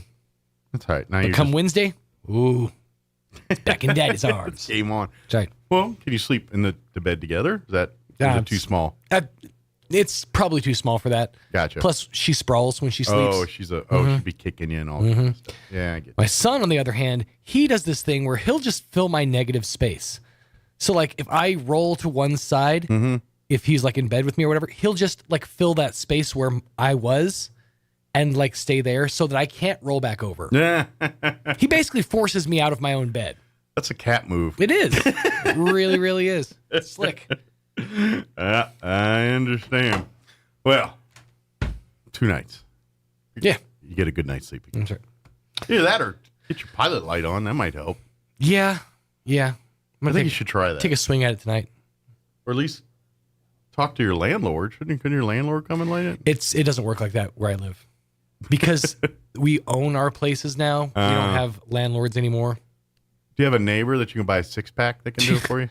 No, I'm just going to figure it out myself. Well, don't you blow yourself up now. Yeah, it's always, I'm not one of those guys that likes to ask other guys to do things for me. Just ask as a girl. I don't point care. of pride. Just ask somebody. Thanks, man. Thanks. No, I'm gonna figure it out. How about I just figure it out? All right. Okay. It's just you're dealing with gas. Yeah, I know. People that don't know what they're doing dealing with gas is not always a good idea. Fine, but you know what? Pride is a son of a gun. So I'll figure it out. So it's 3rd-degree burns. Yeah, that's fine. I have a basic concept of what I need to do. I just have to figure it out because my heater's a little older and different model than the ones I've seen on Well, the YouTube. Folks, if later in the day you hear a goofy like Yahoo and a Sean-sized cloud, right, a hole in the cloud. If you see a fire and a sweet smoky smell coming from the northeast side of Roswell, then you'll know. Yeah, I was going more cartoon with the goofy and going Yahoo, and then just see a Sean-shaped hole in the cloud that you went flying through. If you're riding on the heater. Dr. Sean Powell going to join us here in just a bit from Eastern New Mexico University, Roswell. Imagine we're going to be talking about Bond 3, the artist formerly known as C, now 3. But we'll get an update from Dr. Powell. And then around 8:45 or so, we're going to have the folks from the Chavez County Extension Office join us, give us an update on what's going on there and recap fair and all that good stuff. So let's get to it and start by getting you up to date on the weather. I'm meteorologist Steve Hamilton with your Pecos Valley weather. A few clouds to start the day, but we have high pressure on its way back into our area, so we'll have some sunshine by afternoon. Pretty comfortable daytime highs in the low 60s and a little bit breezy. We'll drop into the low 40s for the overnight hours and clear, and then right around the 70-degree mark for the afternoon high on Wednesday and Sunday. We'll move into the mid-70s with fair weather on Thursday. That's your latest forecast. I'm meteorologist Steve Hamilton. Thank you, Steve. Currently 52 here in Roswell. Humidity is at 93% with winds out of the southeast at 3 miles per hour. Patchy fog before 9 a.m., otherwise mostly cloudy, then gradually clearing. We will have this stuff go away eventually, and the sun will come out. Expect a high of only 62, which is actually warmer than yesterday, so up to 62 today. Winds will be out of the south at around 5 miles per hour. Clear skies tonight with an overnight low of 42. Winds will be out of the south at around 5 miles per hour. Wednesday, mostly sunny, 72 for a high. Winds out of the south at around 5 miles per hour. Thursday, sunny, 75. Winds out of the northwest, 5 to 10. Friday, sunny and 79. And then for the weekend, mostly sunny, 81 for Saturday. Partly cloudy and 77 on Sunday. All right, it is 8:13. We're going to take a 5-minute commercial break. We'll be back on the other side. Don't go away. Time is running out this chili season. With just a few weeks left, you've got to get to Graves Farm and Garden. Great healthy green chili from mild to extra hot. By the bushel or half bushel and roasted on site. But that's not all. They've also got 1, 2, and 3 foot ristras, dried red chili, and of course, onions, squash, zucchini, cantaloupes, honeydew melons, cucumbers, and even locally grown apples for cooking and eating. Plus firewood, alfalfa, and more. Just 7.5 miles south of Roswell on the Old Dexter Highway. Follow the signs to Graves Farm and Garden, where locally owned means locally grown. Hello, I'm Tara Mitcha, State Director for the National Rifle Association, letting you know that the NRA Political Victory Fund endorses State Representative Greg Nybert for re-election in House District 59. Greg has worked relentlessly to support our Second Amendment rights and to oppose legislation that restricts law-abiding gun owners. Progressive politicians in Santa Fe have an agenda that would erode our right to protect our families, our homes, and ourselves. Greg Nybert will vigorously oppose those who want to tread on our right to keep and bear arms and our precious liberty and freedom. He is a true friend of the Second Amendment and of our sporting heritage in New Mexico. Vote Greg Nybert, representative for House District 59. I'm Greg Nybert, and I ask you to please vote for me for House District 59. Voting begins on October 11th, and Election Day is November 8th. Paid for by Greg Nybert for State Representative. Richard Taylor, Treasurer. October is Breast Cancer Awareness Month, and early detection saves lives. Take care of yourself by staying up to date on your mammograms at Artesia General Hospital. Their 3D mammography brings you the most accurate technology with your comfort and convenience in mind. Appointments average just 15 minutes. If you're a woman over age 40, you don't need a doctor's referral to schedule a mammogram. Remember, early detection saves lives. Request your appointment today at artesiageneral.com/mammogram. You're invited to the annual Veterans Day Parade and Celebration, Saturday, November 12th, beginning at 9 a.m. on the Chavez County Courthouse lawn. Featuring guest speakers Sean Nicholson, music from Matt Miller and Tom Blake, and the laying of the wreaths by the Cub Scouts. The parade begins at 10 a.m. and moves north from the courthouse to the Wool Bowl. And enjoy special displays and food vendors after the parade in the Wool Bowl parking lot. To be a a part of the event, contact Stephen Lee with the American Legion at 720-272-1455. Join us Saturday, November 12th, 9 a.m. on the Chaves County Courthouse lawn. Sponsored by Roswell Ford. Have you noticed the days are getting shorter? This is Jim Gill from Roswell Seed Company. I know it's kind of hard to tell, but we're on the downhill side of the year, so every day is a couple of minutes shorter than the one before, even though your plants need plenty of food and water to keep them healthy. Like those globe willows that are turning yellow. A good dose of the right fertilizer will make them bright green again. No matter what the problems you're having, we probably have a cure at Roswell Seed Company, but come see us soon, because winter's coming, you know. Ready for some good economic news? Guess not.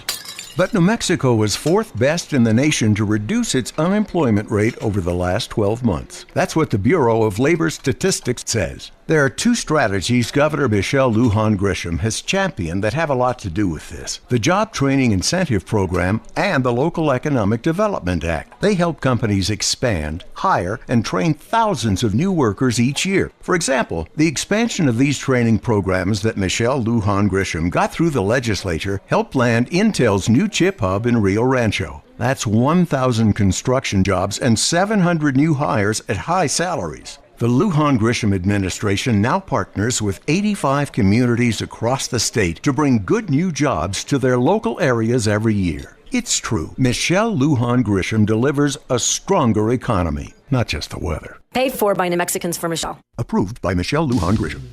This is the owner of Trustmark Roofing, and nothing makes us happier than telling our customers no. As in, no pricing games. We give you a guaranteed price and then we stand by it. No surprises, no gotchas. No obscurity. We don't just tell you what's wrong with your roof. We record our inspections and show you. No lemons. We install premium roofing materials from top brands like Owens Corning. No shortcuts.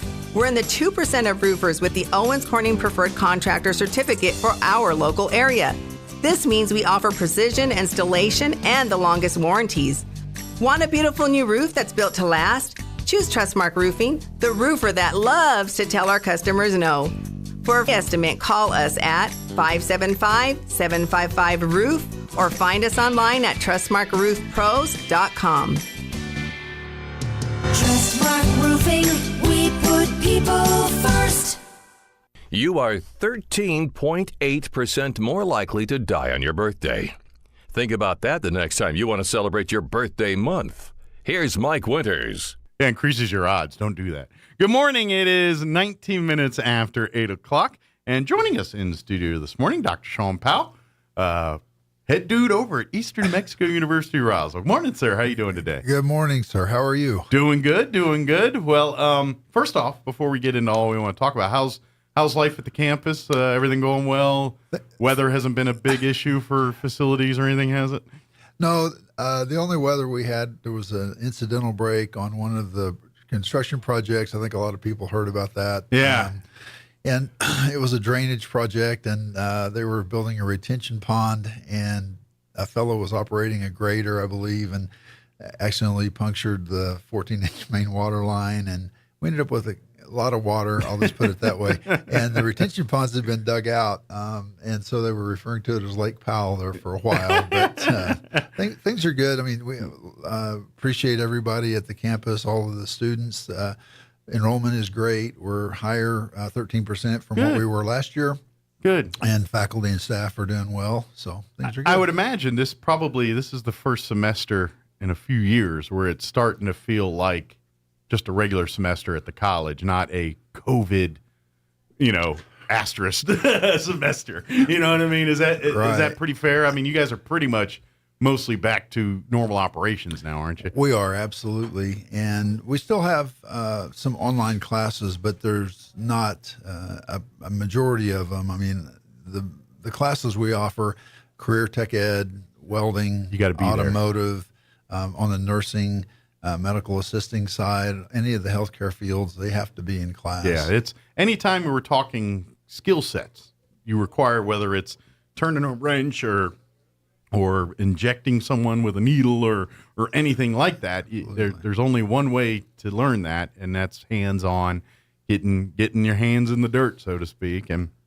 doing that. And that's that's we're online, and I don't know, who knows where technology is going to take us for someday. Maybe it's all virtual reality, feels like it, all that, and some things, but we're not at that point yet. So especially with these technical careers and things, you can do some of it online, but at the end of the day, someone's got to get a hood or a head under the hood or into the patient to work on him, and that takes hands-on training. So. Absolutely. Yeah, I think we have about 30% of our classes are online, and then the vast majority of them are face-to-face, and we have some that are hybrid, where there are some online components and some that are face-to-face, just depending on the program and where they are.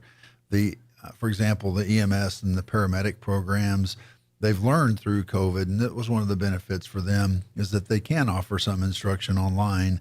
They don't all have to be there face-to-face, which really helps. So it helps streamline their curriculum a little bit. Yeah. They offer the same curriculum, but what it really helps out with is the distance that some of the folks have to travel because of our paramedic program serving a large majority of eastern New Mexico. Yeah, there are some programs at the college that are bigger than just regional for us, more than Chavez County or anything. Right. We got folks from farther out of southeast New Mexico, farther, eastern, southeast, or southwestern part of the state, or, we get, especially with our medical stuff, and certainly, I forget the name of the program, but for the special needs, where they they get folks from Texas to, all over Southwest United States coming in and being part of that. So, yes, we are a community college, but it has a bigger footprint than our community. So absolutely. Yeah. And the special services program serves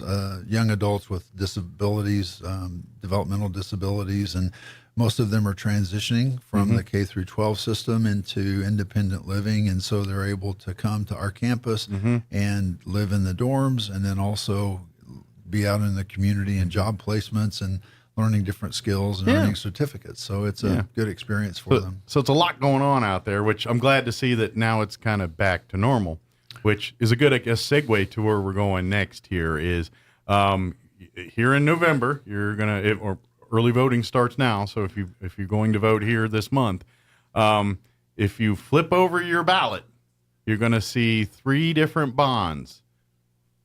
They're formerly known A, B, and C. Yes. They are now 1, 2, 3. I don't know if the cast of Sesame Street got over there and got working on them. I don't know. But somebody's wisdom, they decided to change them from A, B, C to 1, 2, 3. So they are now equally important, just a different name. But and I would say, me personally, they're all important. One deals with seniors and getting money for like senior centers, things like that. Yes. The other 2 deal directly with education. Bond 2, I believe, deals with libraries and both school libraries, public libraries. If it's a library, it's affected by Bond 2. Bond 3 is for institutions of higher learning, i.e., New Mexico Military Institute, Eastern New Mexico University, Roswell, and every other college in the state of New Mexico.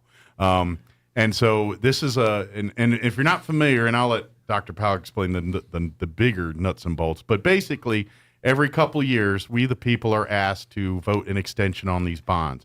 It's money that's already been earmarked and allotted for these purposes to the colleges, the library, or senior centers. But every couple of years, we have to get the public's consent on reissuing these bonds. It's not going to see an increase in your taxes or anything like that. But we do need the public's permission. So every couple of years, we got to ask everyone to vote yes on. I've got to ask Yoas. He's just going to tell you need to vote on it. I can say vote yes because this gets, Bond 3 will get money to our universities. Bond 2 will get money to our libraries, and Bond 1 to our senior centers. And so all 3 of those are important commodities in our community. So I say vote yes, but I'll kind of let you get more into the weeds on some of that. Sure. Well, thanks for the lead in and the support. And again, we would encourage you to turn the ballot over when you go. And as you mentioned, Mike, early voting is underway. And so again, appreciate the opportunity to be here to talk about this again. Project 1 is, like you said, for senior centers. Project 2 is for the libraries. And a couple of things about the libraries. These are the K through 12 libraries. These are the higher education libraries. These are also the public libraries. So any of the university libraries in New Mexico are open to the public. So that means the one at New Mexico Military Institute, the one at Eastern New Mexico University in Roswell. If someone wants to come to our campus and use our library resources, they're welcome to do that. I don't know if do they have to do something special to check out material, or can they, if you're not a student there, can you get a lending card in essence? Yes, we can organize a way for people to. Cool. I didn't know if that was materials. a thing or not, so I was just kind of curious. Yeah. Good to know. I have to take advantage of that for some reason. Yeah. And the other thing is a lot of online resources, digital archives are available through those two libraries as well. Absolutely. And ours tie into our main campus in Portales, so it's a little bit broader than some of the other two-year campuses in the state because of that relationship we have and enjoy with Portales. One of the things that we're doing with this particular project here in Chavez County, we have a project, and also New Mexico Military Institute has a project. For ours, it's adding sprinkler systems to 3 buildings. This is to upgrade the safety for the students, faculty, and staff in those buildings. And then also it will allow us to hold high school classes in those buildings. The K through 12 system, public education system, has requirements that are stricter than the higher education department in terms of sprinkler systems and fire suppression. Sure. So we do have the early college high school on campus. This is a way for us to offer more high school classes in those 3 buildings if the bond is passed. To be the standards for those requirements as opposed. I'm kind of curious, and this is just gee whiz. I'm kind of when it comes up for these bond renewals and things, do you guys have to present what project you intend to do with it, or do they kind of leave that up to, all right, here's your money, or do you have to say no? Because I know it's a government thing, but you're like, do you have to basically give them a whole, this is exactly down to the penny what we're going to be doing with this money? Like how meticulous is that? I'm just kind of curious. It's a great question, and before I go further, I just wanted to say the project at New Mexico Military Institute is to expand Bates Dining Hall, and according to General Grizzle, this is the 5th, if it gets passed, it'll be the 5th renovation of that building. Well, it's an old historical facility, so it's been due for a few upgrades over the years. Yeah, and he does a great job explaining the history, but I believe it was constructed in 1915, so it's been changed over the years. I imagine, just technology's changed immensely between 1915 and 2022 here, so I imagine the stoves and things they use probably need to be upgraded over the time. Yeah, I think they use Would it be funny if they had wood-burning stoves and stuff in there still? I think they've gone away with the wood-burning stoves. I've eaten in Bates Dining Hall. I don't know about the kitchen. Haven't been back there yet. The process you mentioned, or you asked about the process. Yeah, I was kind of curious about that. So the proposals for the GEO bond are made a year before the election. So this election cycle that we're in right now, the projects that General Grizzle from NIMI and the project that we proposed from Eastern here in Roswell, those were made in 2021. Okay. And so they have to go through the higher education department. Then they go through the legislature session. So that happened in 21. The proposal did. HED approved it. The higher education department goes to the legislature in 22, gets approved to be placed on the ballot to sell the bonds as a proposal, goes through the election cycle. Then it goes back to the legislature in 23 to have permission to sell the bonds. And then we won't get the money until, 2 years after the proposal is made. So hopefully the projects that you think up 2 years from now aren't in dire, aren't past their usefulness by the time you actually get the money for them. Because of red tape and everything. I'm not, everyone knows government moves glacial. That's just government. I don't care what state, federal, local, it just does. Right. Well, I think for our projects, we have a facility master plan. I know NIMI does too. The campuses are required to have facility master plans that show what your expected renovations and remodeling and building will be for the infrastructure of the campus. And we're getting ready to revise ours. in the spring. And as we move through this process, we'll identify the areas on campus that need to be renovated. And barring any catastrophe, then we'll be able to use that knowledge from the architects and engineers that put together that facility master plan to let us know, hey, your roof is going to need to be replaced on this building at a certain time. So they hopefully give you enough leeway so by the time it's at that point, all right, here's the money, we're funded, we're ready to do this project. Right. Gotcha. And that's something that is that I need to discuss as well. You know, we really want to work with local construction firms. We want to work with local contractors. The biggest project that we just did since I've been here was the building of the maintenance facility and then also the renovation of the auto welding building. That was handled by a construction firm outside of Roswell. However, a lot of subcontractors were here locally just because of the scope of the project. We have, and I'll do a little announcement, we have a pre-bid for a project that we want to get underway, and that meeting's happening today. And it's a project just like this one we're proposing. It's from a couple of years ago, and it's the sewer sanitation and restroom renovation project that the voters approved here in Chavez County and the state as part of the last GO bond. And we're holding that meeting for the contractors to do a pre-bid walkthrough basically and talk about it today at 10. So hopefully we'll get some construction firms that'll show up and be interested in that project. Good deal. It's scheduled to be about a $3.3 million project overall. I got a feeling you'll have a few folks there showing up ready to bid. We hope so. I imagine everyone's looking for work right now, including contractors. So. But I think one of the things about the GO bond, like you mentioned, it's the authorization to sell bonds that were set aside 10 years ago, and you have the interest that's built in. And like you indicated, the state identifies how much can be given out, and this year statewide it's $215 million. No tax increase. It's tax neutral. If you vote for it, there's no increase. If you vote against it, and there's no tax decrease. Yeah. So, yeah, it's a win-win. It's just money being invested back into our community. And obviously, like you said, and this is why I say vote. He can't. He's not allowed because he's where he's at, and it's considered a faux pas for him to do it. I'm a dumb DJ that has no bone in this fight or no dog in this fight. And so from my opinion is that all of this is money to better our community. The senior centers always can use more money for projects. Certainly the libraries, they especially in the world of COVID where we're playing catch up for getting our kids back on track. Guess what's going to play a vital role in that? Our libraries, our places that offer education outside of the classroom. So, the monies that, not only do, they're expecting it, but we got to have it because they're already, and I'm telling you, every library, across the state, any education facility in the state right now is trying to rub two nickels together to make things happen because there's a lot of demand on, what's needed. We're living in a world where everything's changing. So I would imagine there's probably a lot of institutions that are beefing up security and things like that just because of the world we now seem to live in and things.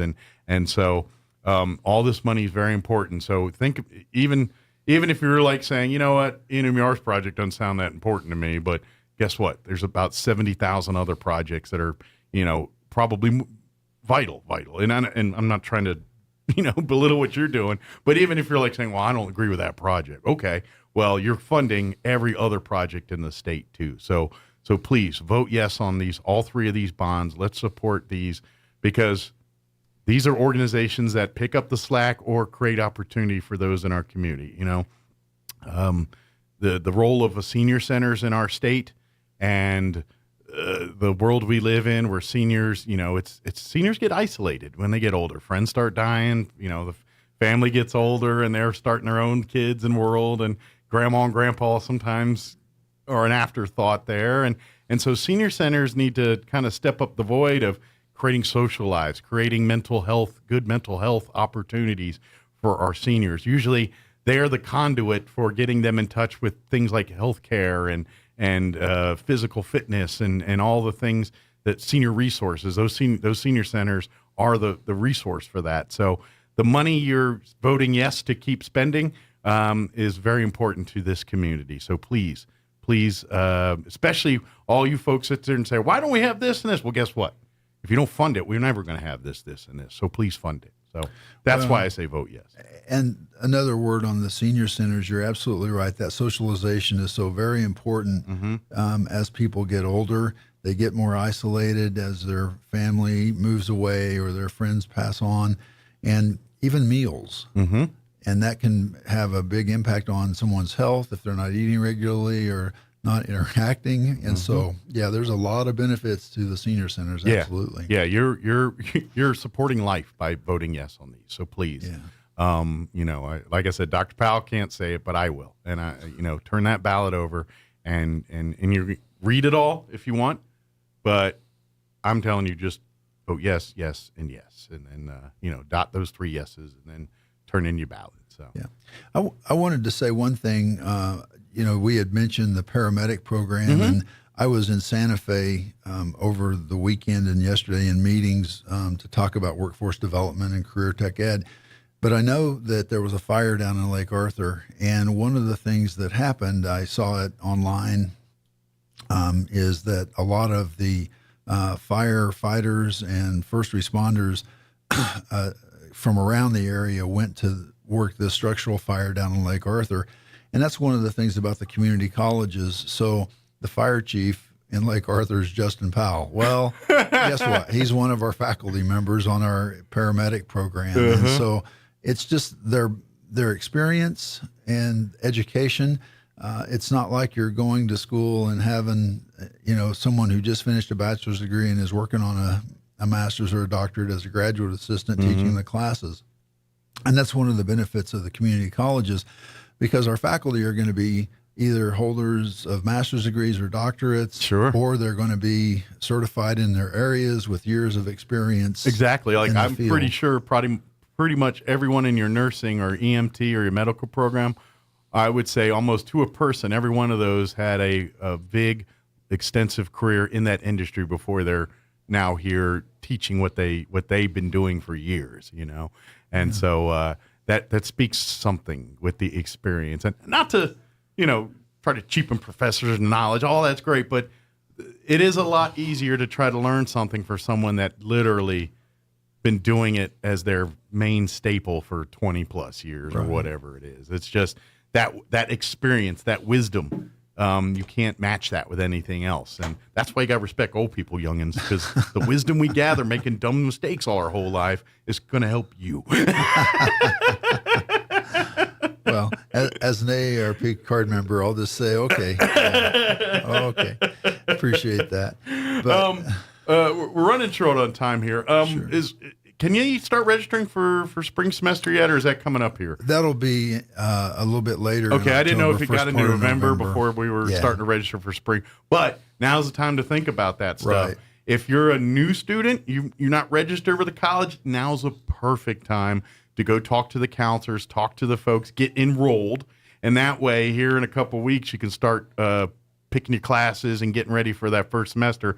But now you can line up your financial aid, line up registering, deciding, talking with the counselors on what you're wanting to pursue, whether it's a degree plan or just want to take a couple classes or you're shooting for a certificate or whatever it is you're trying to do. Now's the time to sit down and talk with the experts and let them help you do that. And as soon as you're done talking admissions, walk your butt over to financial aid. I don't care. Right. I don't care if you're a millionaire or got no money.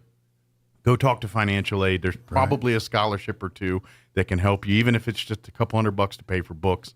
That's a couple $100 you don't have to use to pay for books. Absolutely. So please utilize that. Every single student at the college should make a trip into that financial aid office and talk, because there's so much money that goes unclaimed because people don't know about it, and I think that to fix that is every single student needs to march their butt into that financial aid. Maybe there isn't one for you, but you won't know until you go and check it Absolutely. out. So. No, I would encourage everybody to, start looking at their applications if they want to get into the spring semester and enroll early, register for the classes early. The earlier you enroll, the more classes opportunities there are. If you wait till later into December, or even January, the opportunities aren't the same. People's schedules are similar. So if everyone needs an English class at 8 o'clock on Tuesday morning, you might have to get that earlier. You might get left out on it and have to take the 7 o'clock at night one. So it's stuff like that. That's where the early bird gets the worm on stuff like that. So if you have a real stringent schedule, then the earlier you do it, the more likely you're going to be able to get things in the times that work best with your schedule. If you wait till December or January, you might have to compromise a bit. Very good. Roswell.nmu.edu is the website. You can go there. You guys have stuff on the bonds 2 and 3 there too? We have some information. So if you want to read more about what's in these bonds, that's a resource there too. If you talk with the clerk's office, they'll be happy to give you information on all 3 bonds as well too. So if you're wanting to do, and please by all means do your own research, read the red tape, before you commit to voting, please know exactly what you're voting for, and after that, then vote yes. Well, again, thank you for the support today. Appreciate Anytime, it. Doctor. We'll see you. We'll see you again soon, hopefully. Okay. Here. Thank you very much. All right. It is 8:42. I don't know if my Chavez County Extension Office folks are here yet, but we're going to pause for news, quick break, and hopefully them on the other side don't go away. Now your Pecos Valley News Update. I'm Jared Cirillo. A Roswell murder case became the focus for discussion during a gubernatorial debate Monday. Republican challenger Mark Ronchetti is accusing Democrat incumbent Michelle Lujan Grisham's administration of releasing Christopher Beltran early from prison, not once but twice. The second time, in fact, he went on to shoot and kill his ex-girlfriend. Ronchetti accused Lujan Grisham's administration of being soft on crime. The governor responding by accusing Ronchetti of politicizing the case while also pointing a finger at Roswell DA Diana Luce and a state judge for not pursuing gun-related charges against Beltran, which she says would have kept him in prison longer. Multiple fire departments responded to a structure fire over the weekend near Dexter. The incident about midnight Sunday near Lake Arthur. Hagerman EMS, Midway Fire and EMS, Lake Arthur Fire, Eddy County, Dexter Police and Hagerman Police all assisted the Dexter Fire and Rescue. Nobody was injured in the ordeal. The cause of the fire is not yet known.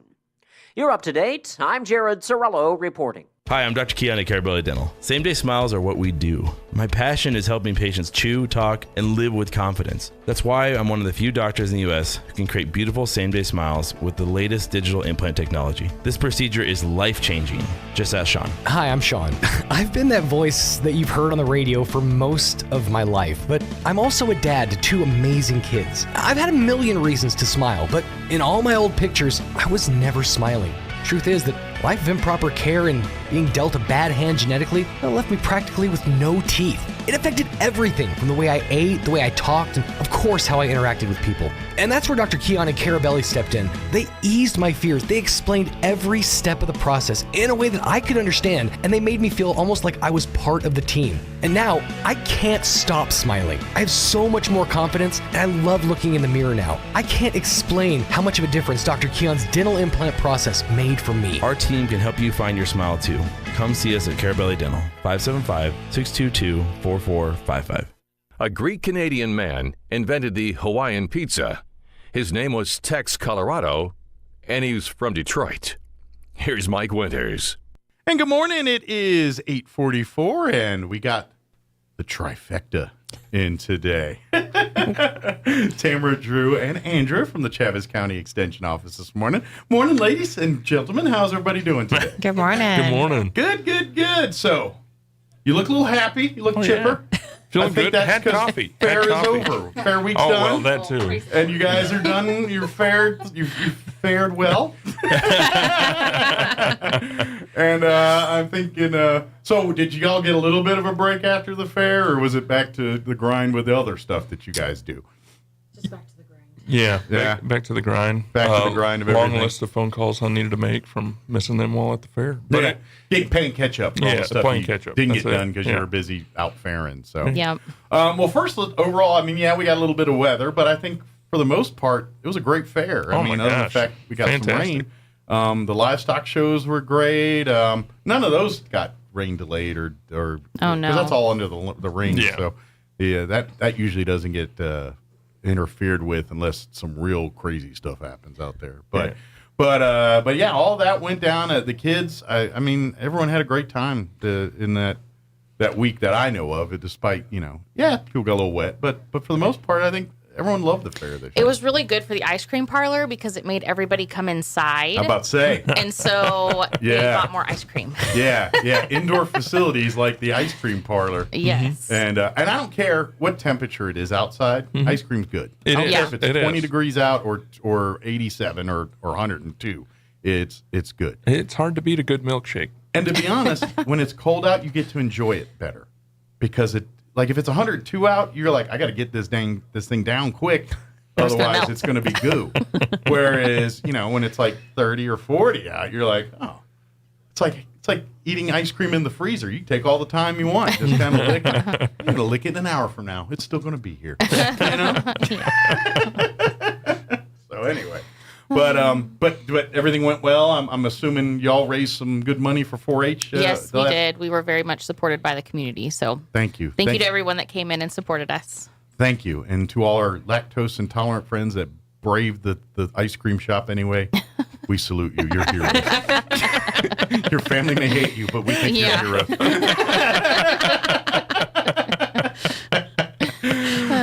Well, very good. So I imagine now, I know where you're moving. Your gears are shifting here to the holidays and getting all of that going right now. Right? We do. We have a lot going on. So our first session of in-person kitchen creations for the fall started yesterday.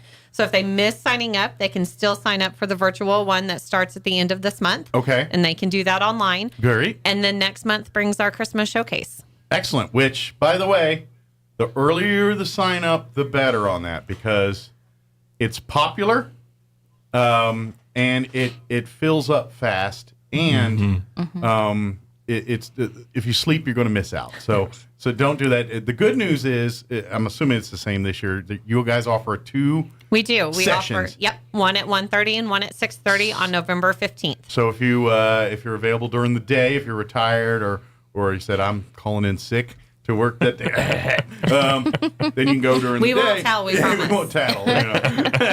Then you can go to the matinee, the daytime. But if you're working, it's like, no, I can't call in sick. Then come on to afterwards and come out. And I'm telling you, if you're looking for holiday ideas, both craft, food, and just in general. They've got ideas for simple sewing projects, gifts to give away. So it'll be great. Yeah. And this is why everyone's so popular. This is why it's so popular. You get a book, a craft book, a cookbook. It's a how-to holiday book, and each year it's a different one. So the event itself, you're going to go out and it's kind of like round robin, where you go and try the different projects and things, and get to maybe even do them or sample them a little bit. Our presenters give a step-by-step guide kind of how to do it. You get those directions in the book as well. There's door prizes and raffles going on as well. Yeah. Yep. And then you get to take that home and then get to create these things for your holiday parties. Yes, sir. So that's why it's highly coveted, because the books are collectors at this point, collectors items. People want them every year and keep them and use them, and each book is different every year. So if you went to last year's or the year before, it's a different book than it was then. It's great. It's about 70 pages, so it is packed full of stuff. Yeah. So if you're looking for, and I imagine it's all centered around holidays, but you could put spins on some of this stuff of course, to shift it to either non-holiday or different holiday themed fun things too. So now give out the dates for that and the ways people sign up for this. So it's Tuesday, November the 15th. Okay. We have a showing at 1:30 and 6:30. Okay. They can buy tickets at the door, but we do suggest that they get them beforehand, and they can come by the office or see one of our Extension Club members. They have tickets as well. Yeah. So while they're buying tickets to get in the door, they can also buy their raffle tickets for the quilt that we give away, and that money goes towards scholarships for the kids here in Travis County. Oh, cool. So who anytime get the quilts because they're always beautiful, but who's in charge of making this one? That would be you. That would be me. And it turned out really good. Nice. There's already some of us that are like, we want that quilt. Oh, are you? We were saying it was going to disappear out of the booth at the fair. My husband was trying to see how many tickets he could buy, so it made its way back home. But it just takes one. Yeah. The right one. You buy tickets, you can get it back. That's good. I was like, are anybody doing the move from like you're in middle school with the Dibs. Remember that? Lick your hand and dibs touch. Mm-hmm. Yeah, some of that. I think they frown upon that nowadays with COVID and all that. But that's how you dib stuff back in the day, man. You wanted those tots? I licked it. Dibs. Licked it. Kid keeps using your pen, lick it. That's what I did. Yep. So anyway, but yeah, that's anytime that. So how long did it take you to make the quilt? Just curious. A couple weeks by the Couple time I actually got started on it. Like how many hours does it? Like if you had to break it down in hours, how many hours does it take on I average to can't make tell a quilt? Like I don't even want to throw a number out because I couldn't even guess it. Like I work on it a couple hours here or a couple hours there. do you think it's like and then it all 30, goes together. 40 hours of total? Could be. Yeah. Okay. It's a lot. Depends on what size of quilt you have too. So Sure. That makes sense. But so you can get tickets. Oh, now when's the drawing for the quilt? at the showcase. At the showcase. Yeah, so that evening. So get your tickets obviously before or during the event, and then hopefully we'll do the drawing. And with the quilt, they don't have to be present to win. We will contact them. Nice. Very good. Convenient. Excellent. Drew, talk about what you got going on here. Well, it is CEU season, so anybody with a pesticide applicator's license, now's the time. We have CEUs November the 3rd. Okay. It's going to be at the Eastern New Mexico State Fairgrounds in the newly dubbed Hobson's Hall. Ah. So it's no longer the new building? It's no longer the new building. Finally has a finally name. named. Good. Yes. Well, now we got room for new building. Yeah. Yeah, please. Call it new building. We need a new education building if anyone knows how to do that. We already got a name. Definitely. New education building. Yes. But so it'll be at the new building. Yes, Now the new Hobson building. Now the Hobson's Hall, and it will be on November the 3rd, and registration will start at 8:30. We'll get started with the CEUs at 9 o'clock. Excellent. Lunch will be on your own, the benefits of a free event, and then so you do need to make sure you sign in before when you first show up in the morning, and then make sure to sign in again after lunch. Okay. And obviously, the people that need these certifications know full well what that's involved and all of that. Whether it's is this for recertifications or is this for certifications? So it's continuing educational units, and so what it is it's just in order to maintain your license, you have to be constantly staying up to date with new regulations, new policy, new techniques and technology that is coming out available for application. So if you got the certifications, like, hey, there's new technology, get your butt here and learn it. Yeah, it's definitely not a stagnant license. It's something that you have to continually be learning and growing in. Makes sense. Kind of like doctors, I'm assuming. Yeah. I'm hoping. We would anyway. We hope. Everything I learned was in 1932, and that's all I know. So Andrew, is it a bit quiet time for 4-H, or am I completely off? It's never quiet in 4-H. Now that the fair's done. Yeah. Well, we're in October. October 1 is the beginning of our new 4-H year, so we are taking enrollments for the new 4-H year. So it's a great time to come in and see the different clubs that we offer and pick one that's good for your family and get involved, select which projects you want to do. We'll be starting shooting sports safety meetings on Thursday, so our shooting sports is going to be kicking off soon. Nice. So if you want to get involved in that, now's the great time to do that because you have to attend one of those meetings before participating. And then we'll start practices in November. Nice. So, and we've had the kids on a couple times from the shooting sports, and they keep winning championships and nationals and state. We haven't won nationals, but we do win state a couple times. They keep winning these things, so they keep putting them on the radio. But they're great kids, and they have a lot of fun doing it. Oh, they do. Every one of them, you just tell that they love it. So if you're looking to get your kid into something, I think they'll love that. Check out the shooting sports. They learn all the proper techniques in the shooting. If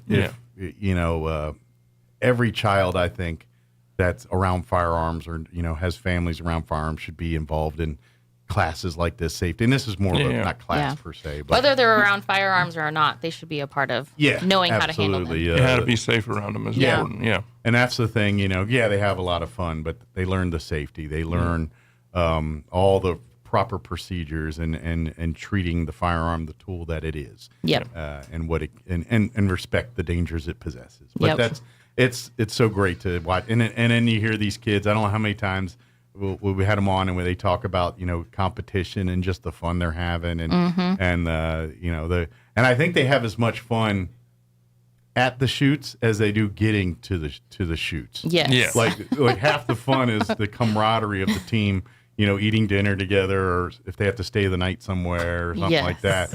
That's half the fun of that kind of stuff. Yes. And so they're probably, they're probably making friends they're going to have forever in these groups, especially now with social media and everything. It's easier to stay in touch with childhood friends and stuff. So I imagine by signing up for this or many of the other 4-H curriculum, you're creating those friendships and things that they'll be talking about long after we're gone. So. Good deal. So if they want to sign up and think, what's the best way to just kind of reach out to you and say, hey, I got a kid that wants to do some 4-H stuff? Yeah, or come by our office at 200 East Chisholm Street. We're there Monday through Friday, 8 to 5. They can pick up a welcome packet, some enrollment forms, if we have a current newsletter, and ask questions. I try not to overwhelm them. Just kind of give them the basic rundown of the 4-H program and then allow them to choose a club that they want to attend, and then they can go and meet the club leader and start that way. We got about 3 minutes before they kick me off the radio here, just to give folks an idea of some of the different clubs available. I mean, obviously shooting sports, but talk about some of the clubs that are available to kids in 4-H here in Chaffetz County. So we have 8 different clubs. We have one that meets in Hagerman, and it's typically the 4th Monday of the month. And they meet at 7 o'clock. There's one that meets at the Sierra Fire Station, Rustic Arrows. One that meets on a Sunday at Grace Community Church at 2 on Sunday on the 2nd Sunday of the month. And then the remainder of them meet at our office. And for the most part, they meet about 6:30-ish. And so they meet once a month, and they conduct business via Parley Pro. And, they'll decide if they want to do community service, if they're going to put in their booth at the education building for the year, and how they're going to do that. They have recreation. A lot of times they'll have refreshments. So it's a time for them to and sometimes they'll work on a project too. So it's just an educational component. Plus they do some business and learn about parliamentary procedure as well. So they kind of, get the inklings of adult stuff. Yes. And then they build those relationships with like the club leader and other parents in the club and the different kids, because all of our clubs are community clubs. And so they don't have to be in a specific project to be in that club. So they can be a part of multiple projects and be in a club with kids that may or may not be in those same projects with them. Makes sense. Yeah. So please, if you're interested, I'm telling you, if you're looking for something to get your kid into that, helps with social skills, all that aspect of things that maybe stuff that they didn't have a chance to do for practice, the 3 previous years because everyone was holed up in houses and whatnot. This will help with that development on some of that stuff. Yeah. And obviously, and it may, accidentally learn them a passion that they have the rest of their lives too, by the way. So. Yeah, and 4-H is more than just livestock. So we have everything from woodworking and welding, leather craft. Tamara does sewing and quilting and fiber craft projects with them. So there's over 200 projects in 4-H. So there really is something for everyone and everyone's interests. Tamara said the next 4-H sewing, they're going to make a quilt that they're going to raffle off.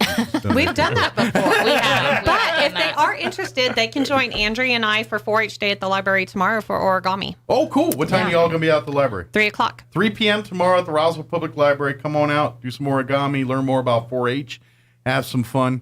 And if you always wondered how to do origami, because that's one of those things you wish you knew how. And then you start making the first fold and you realize you can't even make that stupid paper football that you played with in class. And they want you to make a bird now. And you're like, dude, what up?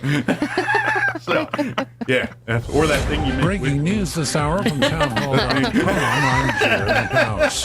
Here strikes that cut power and lives to hundreds of thousands of Ukrainians.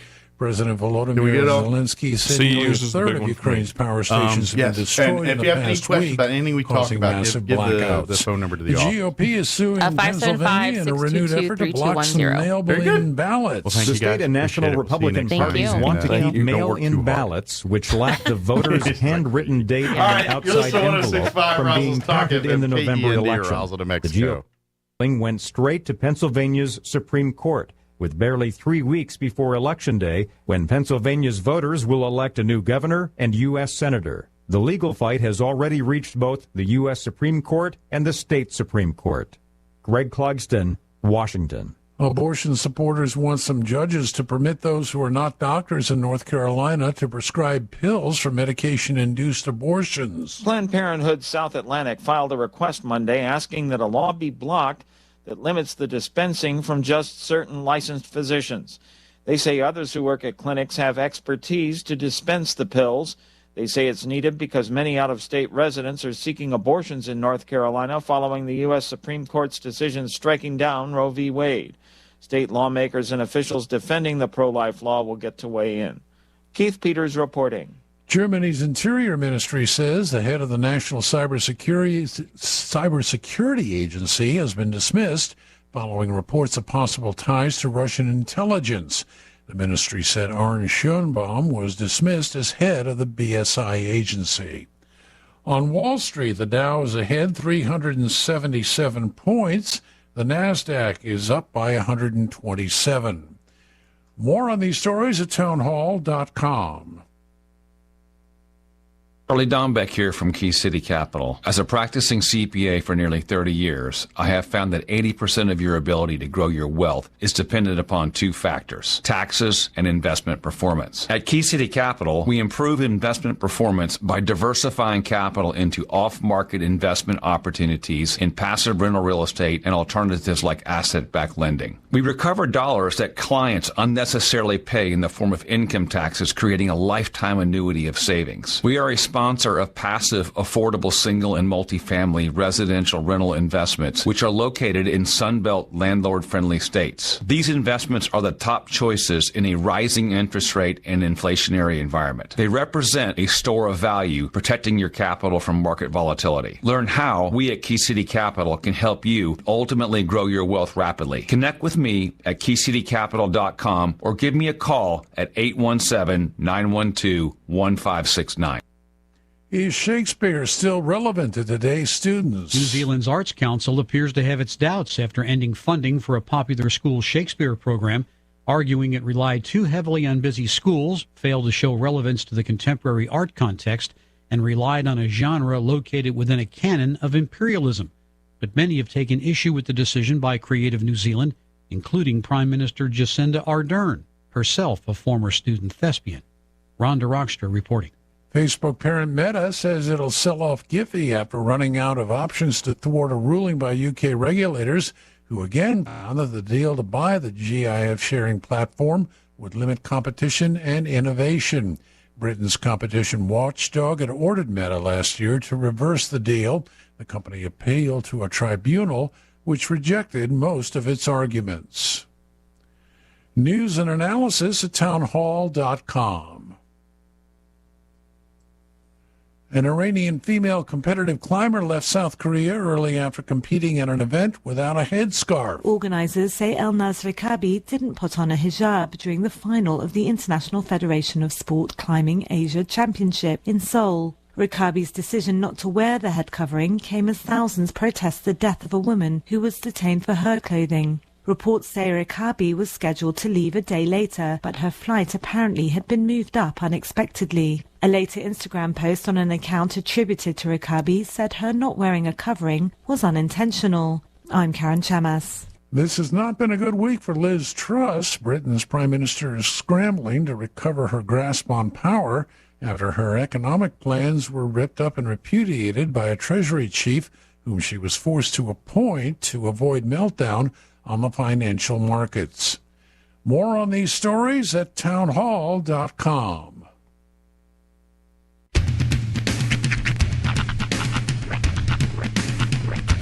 What in the wide, wide world of sports is going on here? I promise you, whatever scum did this, not one man on this force will rest for 1 minute until he's behind bars. Now let's grab a bite to eat. Yeah, come on. I feel the hot wind on my shoulder and the touch of a world that is older. I hit the switch and check the number. I leave it on and then I slumber.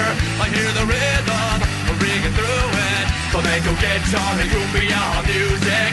I hear the talking of the DJ. The devil listen, what does he say? I'm on a Mexican radio. I'm on a Mexican radio. Broadcasting live from high atop the J.P. White Building in downtown Roswell, New Mexico. It's Mornings with Mike Winters on 106.5 Roswell's Talk FM. Is that what I sound like when I talk? Now, here's your host, Mike Winters. And good morning. It is 6 minutes after 9 o'clock. Welcome to hour number 3. Trace Inviernos. Mornings with Mike Winters right here on 106.5 Roswell's Talk FM. Happy Tuesday, everybody. Yes, the Tuest of days. Yes. Hopefully it is extra Tuest. Supposedly the sun's going to come out today. Allegedly. What I'm hearing. Yeah. But we got to get to some cloudiness first. Yep. But yeah, it's supposed to be like 60 today. Mm-hmm. 61. And then downright fall-esque this weekend. They're saying like 70s to 80s. Yeah. All right. Cool. Yeah, it's supposed to warm up, and then it's going to be like 80 on Saturday, and then like 70 on Sunday. Yeah. So that's the cold front of which they speak. Mm-hmm. One last warm-up before the freeze out. But then again, that is like a full, 5-6 days for between now and then. And you know how weather in New Mexico just changes the drop of a hat. Just on a whim. Yeah. So, but you know what was cool?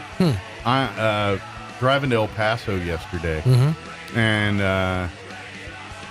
seeing just the fog and the clouds like up in the mountains. Oh yeah, pretty cool. Yeah, that really is cool when you can see like weather like actually doing its thing. Yeah, that's always fun. And that's a pretty drive. Like when you get around Mescalero area and you hit those mountains and stuff, it's just really pretty to drive through that area. Oh, especially like when it's it's cloudy, when everything's kind of got that like wetness to it. It's like a different level to it. Yeah. Because you were seeing like almost like some of the mountains were kind of still in the clouds, like they were above. Like I imagine you climbed a couple of those hills up there, you're above the clouds. You're above the what a trip that is to be above the clouds. You ever done that? Like climbed up. I've been on a plane and thusly been above. Like have you been above the clouds before? Yeah, it's pretty cool. It's really it's a cool experience. I've experienced it once in my life, and it was here in New Mexico as a teenager.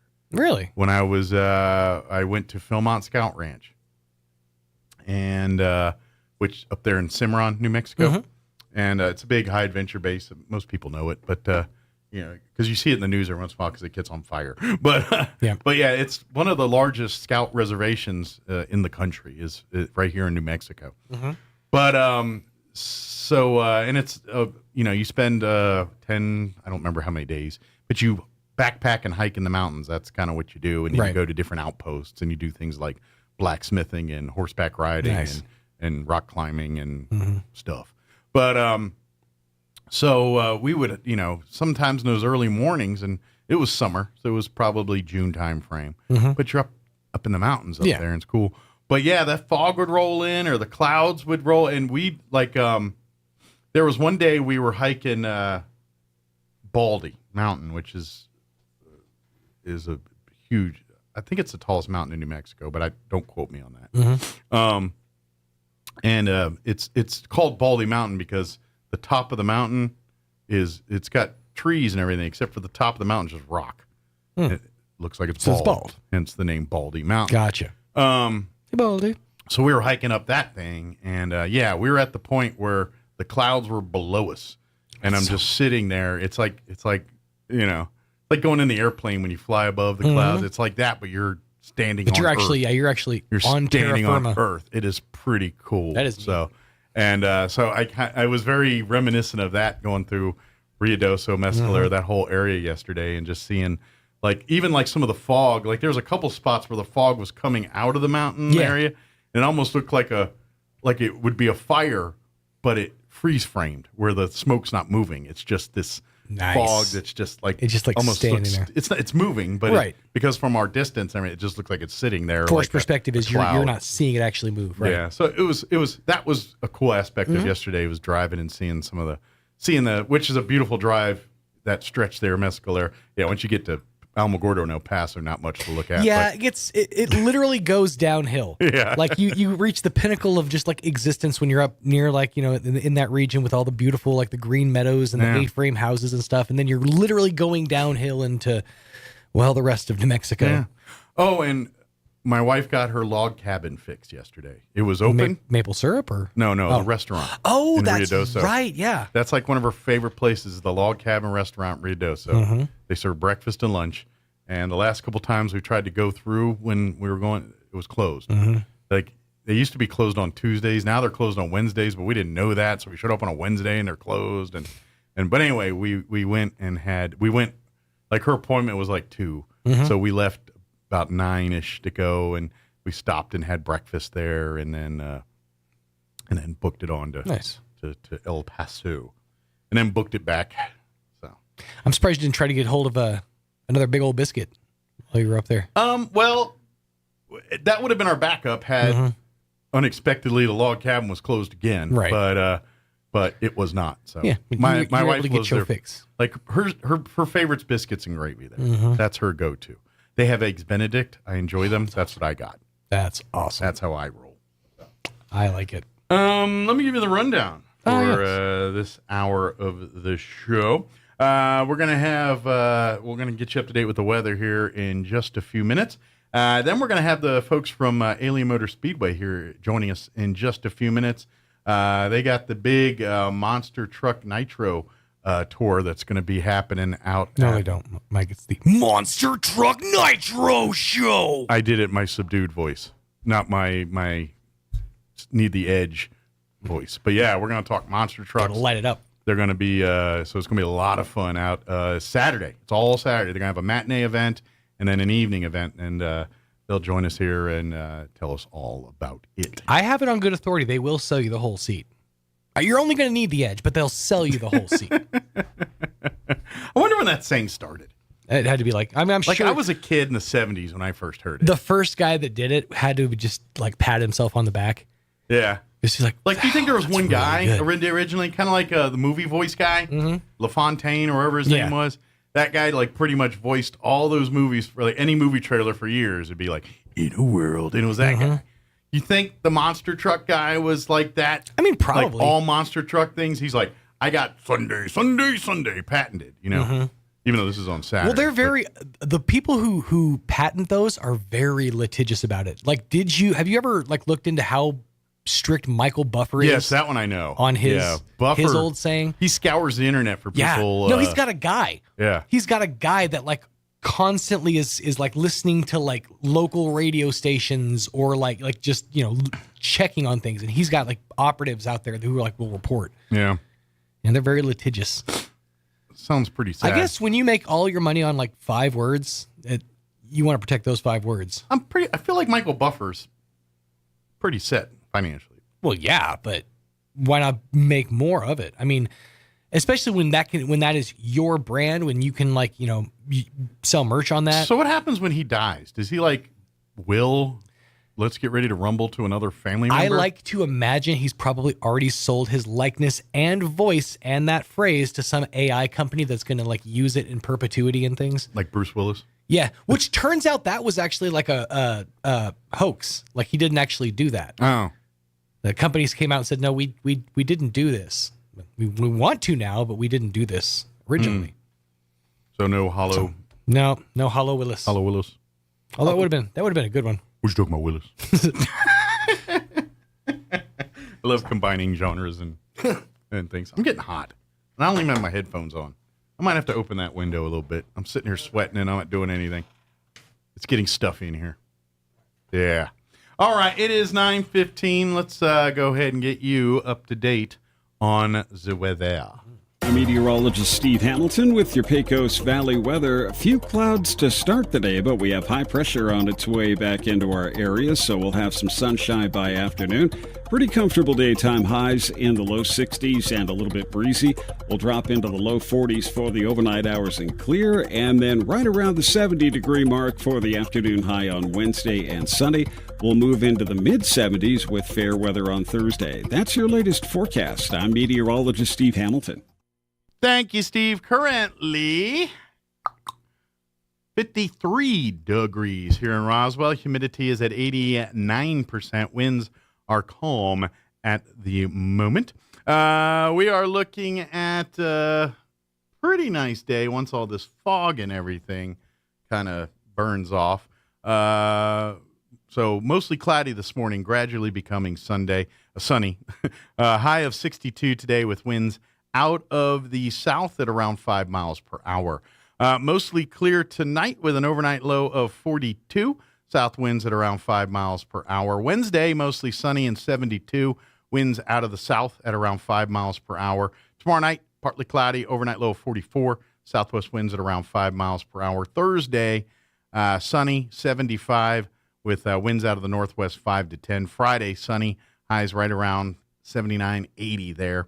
And then looking at the weekend, Saturday, beautiful day, mostly sunny with a high of 81. And then Sunday, still pretty nice, though. It says 77. It was saying 70 earlier. Now it's not so. Now it's saying like 77. So pretty nice on Sunday, too. Partly cloudy, mid to upper 70s there for a high. All right, it is 16 minutes after 9 o'clock. We're going to take a quick commercial break, and then we'll talk with the folks from Alien City Motor Dragway on the other side. Don't go away. You're listening to Mornings with Mike Winters. I'm Michelle Garcia Holmes, and I'm running for United States Congress. As a former policewoman, I put on my Kevlar vest, uniform, gun belt, grabbed my 12-gauge shotgun, jumped into my police car, and hit the city streets to keep you safe. I want to do the same for you in Washington. I'm asking for your vote on November 8th because our families deserve safe cities, a secure border, and lower gas prices. Donate today at GarciaHolmesForCongress.com. Paid for by Michelle Garcia Holmes for Congress. Nutrient Ag Solutions, formerly Crop Production Services, is the world's largest supplier of crop inputs and services and is helping growers feed the future. While providing superior customer service, you can rely on Nutrien to deliver safe products on time to any location. If you need it, they have it. Nutrien understands your business and your needs. It's central to who they are. For more information on products and services, call Nutrient Ag Solutions, formerly Crop Production Services, at 575-748-3510. Nutrien, feeding the future. Sure, you can inspect your own roof, get out that rickety ladder, crawl around up there and try to spot the problem until... Or you could call the experts at Do Right Roofing. Do Right Roofing has quality products for any type of roof. They can even install seamless gutters. Do Right Roofing will inspect your roof and give you a free estimate fast. Keep your feet on the ground. Call Do Right Roofing today. 575-623-2273. Let Do Right do your roof right. Find them fast in names and numbers. Buying a sewing machine from a big box store or online might seem like a bargain, but in this case, you really do get what you pay for. Just the machine. No lessons, no help with figuring out why it isn't working the way you expect, and no one close to fix it. Buying locally from an authorized retailer may cost a little more, but in the end, it will save you time, money, and aggravation. Come see me, Chris Ann, at So Easy Sewing, 200 East College Boulevard in Roswell, and let me show you why it pays to shop local. So Easy Sewing. You've never had it so easy. If you need a Kubota that works and plays hard, stop looking. You'll find everything you need at Amigo Machinery. When it comes to tough Kubota tractors, mowers, construction equipment, and utility vehicles, all with low-rate financing, Amigo Machinery is your one-stop shop. We are passionately committed to providing our customers with the highest quality products, most innovative solutions, and services delivered with integrity and professionalism. Stop by Amigo Machinery in Roswell or see us online at amigo-machinery.com. Fergie's Plumbing and Heating now has financing available through One Main Financial. Let Fergie's keep your house warm all winter long. Call 622-2260 today. And when you get a new HVAC unit from Fergie's, you get a $50 Cattle Baron gift card on them. Fergie's Plumbing and Heating, 622-2260.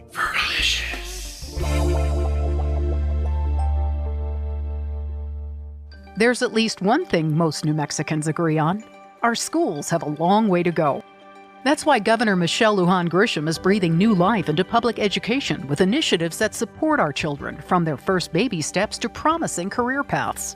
Like expanding in-home family services, early childhood and pre-K, so thousands more kids will go off to school healthy and ready to learn. and attracting new teachers by raising salaries to the highest in the Southwest. It's already paying off by recruiting hundreds of new teachers to our classrooms this year. And she is cutting teacher paperwork and administrative burdens by 41%, so they have more time to teach our children. Thanks to the governor's new Opportunity Scholarships, any New Mexican can now attend a state college for free to earn a certificate or degree in a wide range of high-demand fields. After 2 tough years, we're finally making progress in education. We can't afford to go back to the failed policies of the past. Paid for by New Mexicans for Michelle. Approved by Michelle Lujan Grisham. It's possible to turn peanut butter into diamonds. Peter Pan tried it with his buddy Skippy, but they couldn't do it in a jiff. Here's Mike Winters. And good morning. It is 21 minutes after 9 o'clock, and joining us in studio this morning from Alien City Dragway, I'm getting it right now after goofing it up for an hour there, Roy Stevenson, manager, and John Davidson joining us as well. Good morning, gentlemen. How y'all doing today? What's up, man? How you doing? Doing Pretty good. So you guys got a big weekend coming up at the Dragway here. Yeah. First off, for folks that may not be familiar with the Dragway, give them a little bit of background. Give them some history of the Dragway here. Well, we've been open since about 2005, I think 12 or 13 this last run, and we're going strong. What else? So we've been doing a couple events this year, not as much as we'd like, but we're still working at it, and we got big plans for next year. Well, and y'all are made up of a bunch of volunteers, right? It's just a bunch of guys and gals that said, "I love drag racing. Yep, we got this facility. Let's groom it, support it, and hopefully get a whole bunch of people coming down." And it's one of the nicest facilities in New Mexico. Yeah. Well, that's just it. You guys draw unique things that other parts of the state can't get because of that track, right? Yeah. It's a really nice track. It's set up great, and we got more plans to make it even better for next year. Good deal. Well, it's a labor of love. Yeah. I mean, you guys, honestly. I eat, breathe, and sleep drag racing. How many weekends are you guys out there when it's not racing working on the track? I'm there every week. Every week, and at least 3 times a week. Yeah. So what was the passion for you? Is it just racing? You love, what? Or yeah, was it... I grew up going to this drag strip, and I watched 3 or 4 managers run it. Yeah. And it's just the blood. It's in my blood, yeah. So do you get to race still, or is it mostly just not track as much management? as I'd like to this year, but I'm working on that as well. But we'll see what happens for next year for that. Do you get to race some, or are you busy being, I'm actually just part of Trucking for Tots. Okay. We bring the semis out, and so you're the truck guy. Yep. All right. Very cool. One of 3. Yeah. Nice. So which kind of, we'll call it a segue, transition to what we got going on this weekend. Talk a little bit about the Trucking for Tots event that you guys have coming up here. Well, this weekend we got a truck show. The gates open to the public at noon. All participants and vendors will be setting up around 10 to open. Okay. We got different classes. We got antique show, cab over show, best paint, best interior, and then we have a light show. So it's not all about speed. It's about Purdy a little bit. Yeah, a lot of Purdy. We're actually throwing it doesn't have to be just strictly a show truck. We like to see working trucks. Sure. We really want the ones community that are, involved, basically. Ranch by day and racetrack by night, that's A-okay. Right. Sure. and semis too, right? There's going to be some That's semis. It's all semis. Yeah. We'll have semi heads up racing, and then see, to me, that's amazing to watch 2 semis go head to head. Like, is there classes for that too? Because imagine not all semis are created equal here. Yeah. Well, we just the only difference, the majority in them is, some people have more horsepower, but general rule. Well, if you got more weight, then you're going to need more horsepower, and it's all about math. For an event like this, it's for a cause. We're giving back to the community, so it's more of a fun race than a competitive. Yeah, we're not getting down to nitty gritties, professional stuff like that. It's just come and bring it, run it, race some trucks, have some fun, and then get some toys here for the kids. Yeah, I think we got a couple military trucks coming. Okay, just to have fun. Nice. So maybe a few those deuce and a halves or one of those things rolling up in there. I think top speed on those is going to be like 40. You know what I'd like to see? Military Hummer versus civilian Hummer. Yeah, I'd like to see that race. There you go. That'd be kind of cool. Because you know what? No disrespect to civilian Hummers, they ain't the military. No. I love the military Hummers. You can keep them civilian. That's just my opinion. Yeah. Here. So give it the pertinent detail, dates, times, all that good stuff. Okay, so it's on October 22nd. Okay, this Saturday. This Saturday. Gates open at noon. The truck show will be going on pretty much all day till about 4:30. We're having a costume contest. Okay. So it's only $5 to be judged. You'll get an award afterwards. We're going to have scariest costume, most creative, best alien, best group. Okay. And we're going to have a bunch of vendors out there. We're going to have the Truckin' for Tots guys on the grill for starters. They're going to, all their plates that you buy go to their proceeds and helping out the kids in the community. Well, nice. We'll have an arts and crafts table, a haunted bus, sweet treats, T-shirts, and some cornhole. So it's a big festival. Yeah, basically Saturday. We'll have with some racing involved. Yeah, streetcar drag racing, and then of course semi-drag racing. So there'll be a few racing. cars as well, not just the trucks. Yeah, just not the trucks. If you like the fast boys, there'll be some of them out there. Yeah, there'll be too. a few quick cars out there too. And then on Friday night we're just doing TNTs.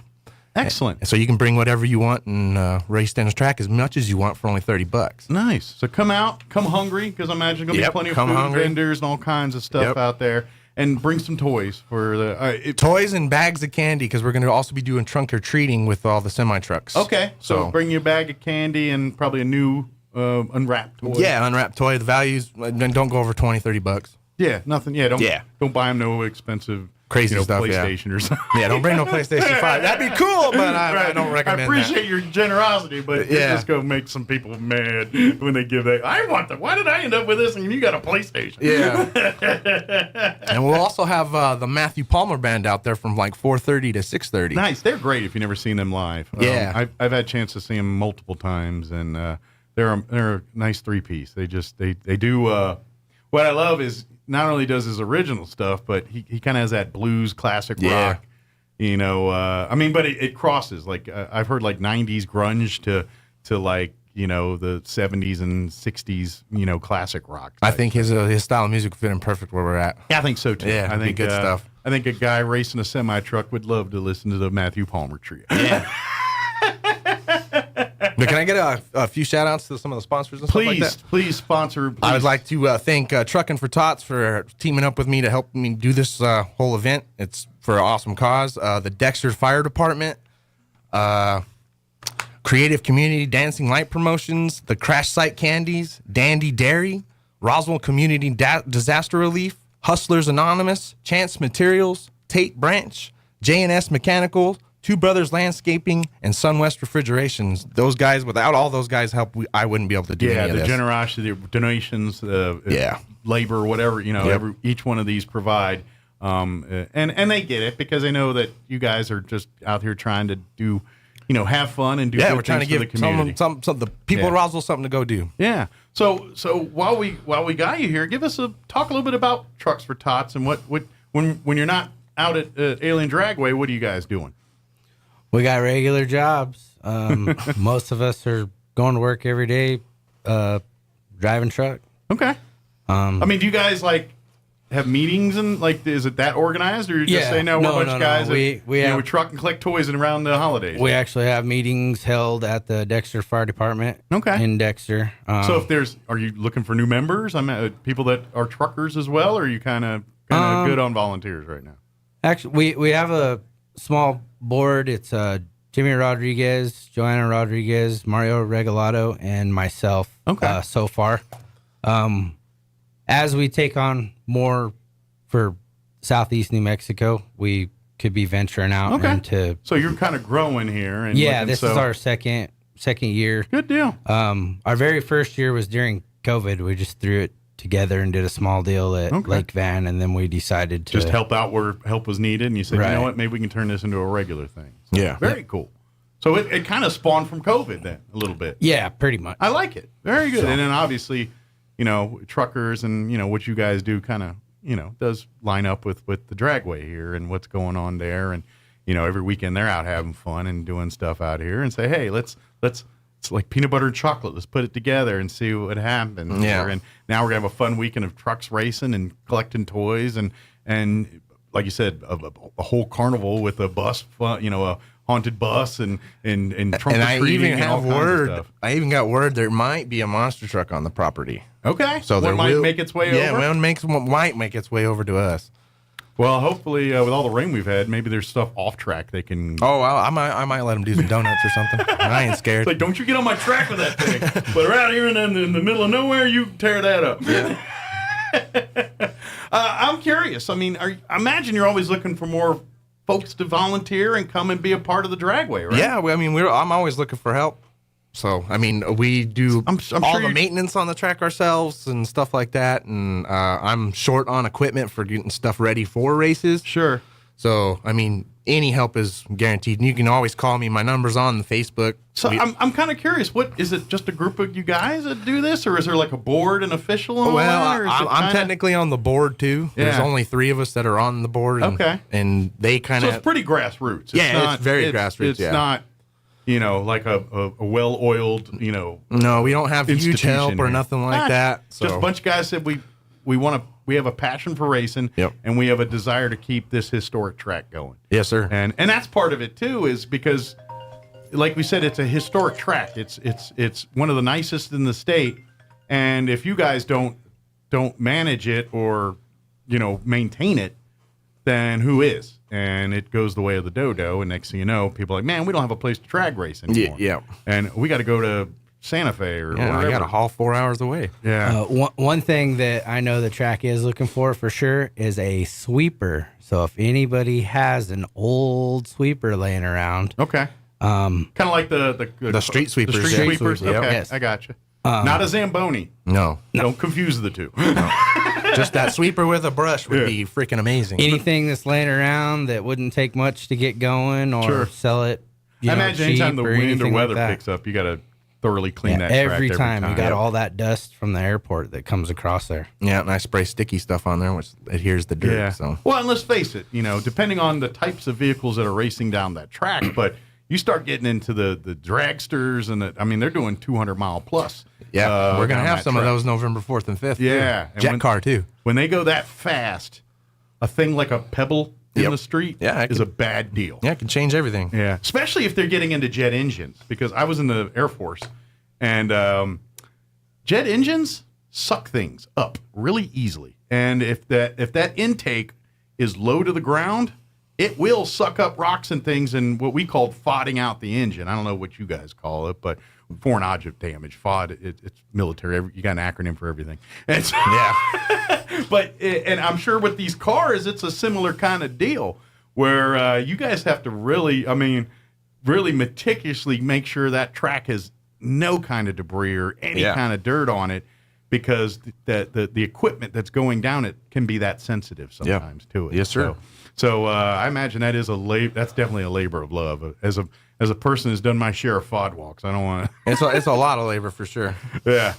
So I imagine you could probably use some more folks if they want to come and volunteer. Maybe you love racing, or maybe you're new to the area and you're like, I raced back where I lived in Texas or wherever you come from. And come on out. Love to see you. Come be a part of the group. And we're gonna put you working on I'm gonna put you in the burnout box or somewhere. Yeah, we got something for you to do. But definitely have a lot of fun here and be a part of it. What's is through Facebook probably the best way to get a hold of you guys? Yeah, Facebook, or you can call me for any information. My number's on the Facebook page, but it's 575-914-0098, and you'll reach me personally. And I'm Roy Stevenson, the track manager. Yeah, Alien City Dragway. Alien City Dragway. We're going to change that probably to Roswell Dragway. Yeah, it confused even me. I messed that up, and that's why I was talking about another event. Which, by the way, if you got time, go see that one too. It's all good stuff there. Just got to meticulously. Yeah, everybody's doing everything. So mark your calendars here. Yes, sir. But definitely, it sounds like it's going to be a lot of fun. The good news, Saturday weather-wise, sounds like it's going to be beautiful, 80 and sunny,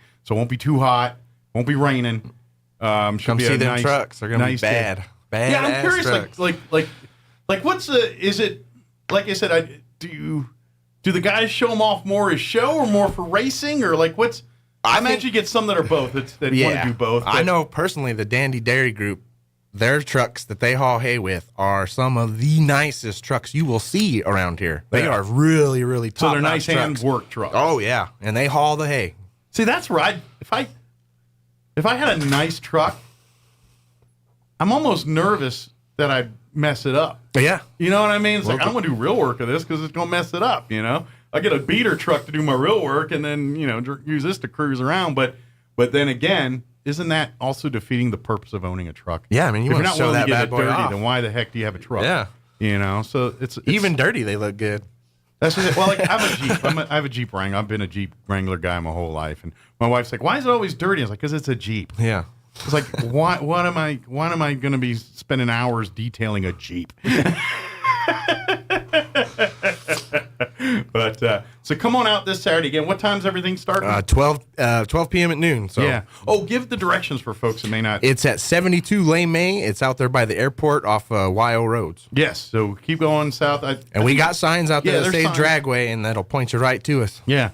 And depending on what time you get there, just listen for the engines. Yeah, pretty much. That. Yeah.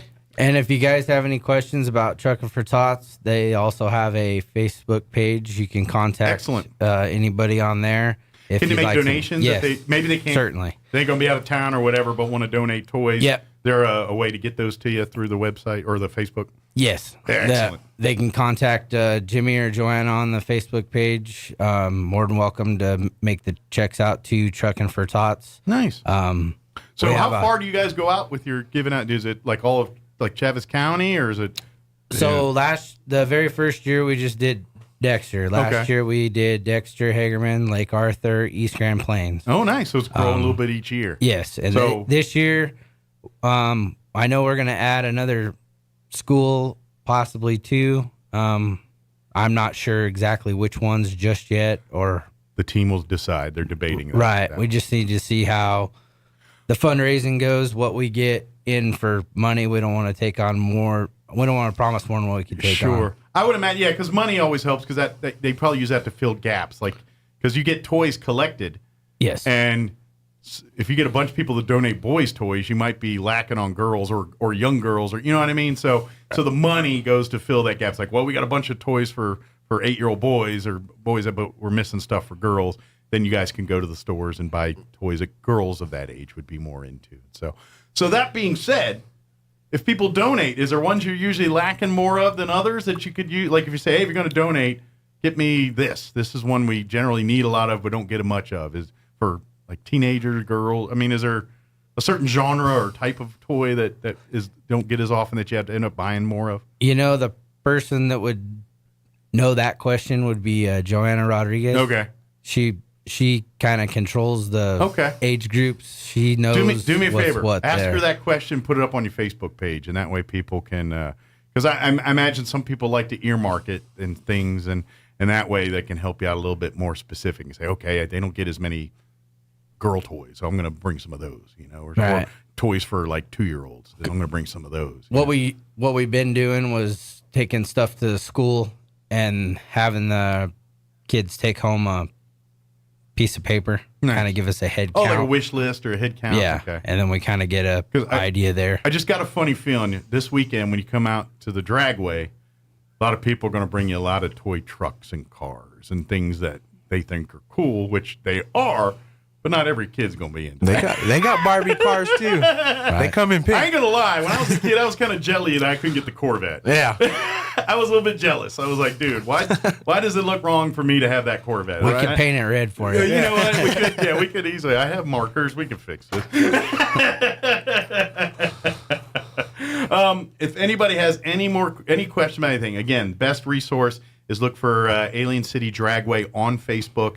Shoot your question through there, and then just come on out this Saturday. Yep. And like I said, bring a new toy, help out these kids, and come ready to have some fun, and bring the whole kids, the whole family out. Come in costume if you want to. Like I said, they're doing costume contests. Contest. You know, but if you're not into all that, then just come on out and have some fun anyway. Bring the toy and let's check out all these cool trucks and cars and watch the races and have some fun. And it's fun racing, but you know they're going to be bragging and a little bit of smack talking. Sure. It's just the nature of the beast, you know. Yeah, and I don't care what your semi looks like. If you want to come, bring it. Yeah. It don't have to be a show truck. It could be a work truck. Just bring it. It's $50 to enter your truck into the truck show. It's $50 to enter it in the race. You could bring your truck, park it in the corner, and go, here's $50. Yeah. Just bring your truck, show up, have fun, talk to others, hang out. it doesn't matter. Just trying to get involvement in the community. It seems like it's been dying off the last few years. Need to get and COVID probably didn't help. So now we need to kind of bring it back together here and all that. Yeah, I agree. It's one thing I've learned when I was a kid. I had a friend his dad was he raced every weekend. He had bought a 68. Well, first he had a Vega, and then he blew it, and then got a 68 Camaro that he raced for years. But we used to go out to the races on Saturdays and Sundays every weekend and go, travel the races. So I got to see a lot of those drag races. And I tell you, there was one car. In fact, it was a Vega too. It was it was a Pinto. It was an old beat up purple Pinto. It was ugly, but it blew the doors off of everything that it raced, man. And I'm like, you'd see these Camaros, like, oh, that car looks cool. It's going to whoop. Then that Pinto just blow the doors off. So, yeah, the uglier sometimes means the faster. I'm just saying people, like, sleep on it, and then that thing just blows right by everybody. And you're like, what is under the hood of that thing? And a lot of people think that they're bringing the semi out to a drag strip, they're going to tear it up. I'm going to tell you what. Those semis that are working in the field during silage season, that's more wear and tear on your truck than bobtailing down a track. I'm about to say, you know, what you do to it every day is going to do more wear and tear on it than you running empty, right. without a. What's now I'm just nosy curious. If you're racing a quarter-mile strip, how do you fuel that? Because you don't want to fuel it all up and weigh it down, or do you? I'm wondering, what's the strategy there? It doesn't matter. We just show up. If you got full tank of fuel, you got a full tank of fuel. You got a half tank, you got a half tank. Okay. I just didn't know if there's a strategy there to go lighter or heavier, or, I guess it depends on the truck. The weight of the truck itself, weight like that is not doesn't matter at all. Right. But that's, traction's key. You don't want to sit there and bounce and spin out. Do they get some pretty cool burnouts when they do with the trucks, the semis, when they're We when they're haven't warming up? actually had anybody get too carried away with doing a burnout, but I kind of want to see a semi do a burnout. I got a set of super single tires. I think we're gonna try to do that for some people. I ain't gonna lie. How cool would that be? See the big semis doing burnouts there at the top of the runway, warming up the tires. Yeah. I mean, technically they have tread, so it's probably not the same reason that they still smoke just like the slicks. But I mean, you have to do it with slicks to get some traction there. Yeah. Whereas You get them hot. a radial tire, you don't need. That's what the treads are for. Right. So there's no need to do it, but it is fun to do it anyway. Yes, sir. Yeah, and it's just $15 this weekend to watch, and kids under 12 are free, always. How? Because the other strategy in racing is knowing how to work the Christmas tree, the lights, to start the race, and that's half the battle right there. Is getting that start. Is that just something you practice and get, or is there a gift to that at all for especially racing trucks? I imagine that's key in getting off the line as slow as they go. For the trucks it would be, but I mean the lights are pretty much set at a certain time for everything. Gotcha. And if you get enough practice, you can get pretty good at those lights. Sure. And if I remember right, like back when I was a kid, used to watch them. Depending on the times they dial in, your greens aren't the same on everybody. It like the slower car gets kind of a head start sometimes. Yeah, and bracket racing, yes, sir. Yeah, and when they do that, but that's a whole nother science on the Christmas tree. You're like, because I imagine if you're not training yourself, you might see the other guy's green and blow off on that if you're not. If you're sitting there making a sandwich, you're definitely going to lose. But if that other guy's got a second or so ahead of you, it's probably not that much, but you ain't gonna catch him. Yeah, you know what I'm saying? It's interesting. So again, this Saturday, come on out to Alien City Dragway. Just head out like you're going towards the airport. Follow the signs out there, and come bring the whole family. Come in costume if you want. You don't have to, but you're more than welcome to. Come on out. Bring a new toy for kids here. Bring some candy for the truck. Bring some candy. Grab a couple bags of candy and bring it on out, and then come ready to have a good time. Get ready to see a show. It will get loud. It Yes, is a dragway. It does get loud out of the dragway. And if it ain't getting loud, then it ain't doing it right. Yes, sir. Anything we missed? Anything? No, I think that's good. And let's get you back in just so we can get the word on about the after this is all over, and just say, hey, we're the dragway. We're here. We're separate from everything else. I'd love to come back on before November 4th and 5th. We're having a Jet Funny Car here. We'll get you on. We'll talk about that, and maybe we can recruit more volunteers and things to come, because I imagine you could use more help, as far as running these events, maintaining, and just keeping that facility going, because it sounds like if you guys don't, it goes the way of the dodo. Yeah. It will. We'll be overrun with weeds. this tradition will die. Yeah. And we will no longer have this amazing venue available to certainly us here in Southeast, but the entire state of New Mexico. Like you said, people come from all over the state to race here because of that track and what it offers. Yeah. Put it this way, they wouldn't be bringing jet cars and stuff out if that track was shady. Yeah. Because they've got so much money tied up in those cars, they would not risk it on a track that they don't trust. Yes, sir. And so that in of itself probably speaks volumes to what the track is. Like, hey, we run jet cars on here. Oh, it must be in top shape because they don't let those just run on any road. Yes, sir. You know, A, it's a safety issue, but B, it's a lot of money invested in those things too. So thank you guys. Thank you, man. Appreciate you. And again, we'd love to have you on too. As you guys get up to Christmas here and all that and getting to a point where you need more help and more collections, please reach out to us so we can help you get the word out about your collections and donations and all that good stuff. Okay, we'll sure do. We appreciate the invite. Absolutely. And don't work too hard. All right, man. Thank you, guys. Thanks, guys. All right, thanks. All right, it is 9:46. Let's go ahead and pause for some news. Hannity update, quick break as well. Don't go away. Now your Pecos Valley News Update. I'm Jared Cirillo. A Roswell murder case became the focus for discussion during a gubernatorial debate Monday. Republican challenger Mark Ronchetti is accusing Democrat incumbent Michelle Lujan Grisham's administration of releasing Christopher Beltran early from prison, not once but twice. The second time, in fact, he went on to shoot and kill his ex-girlfriend. Ronchetti accused Lujan Grisham's administration of being soft on crime.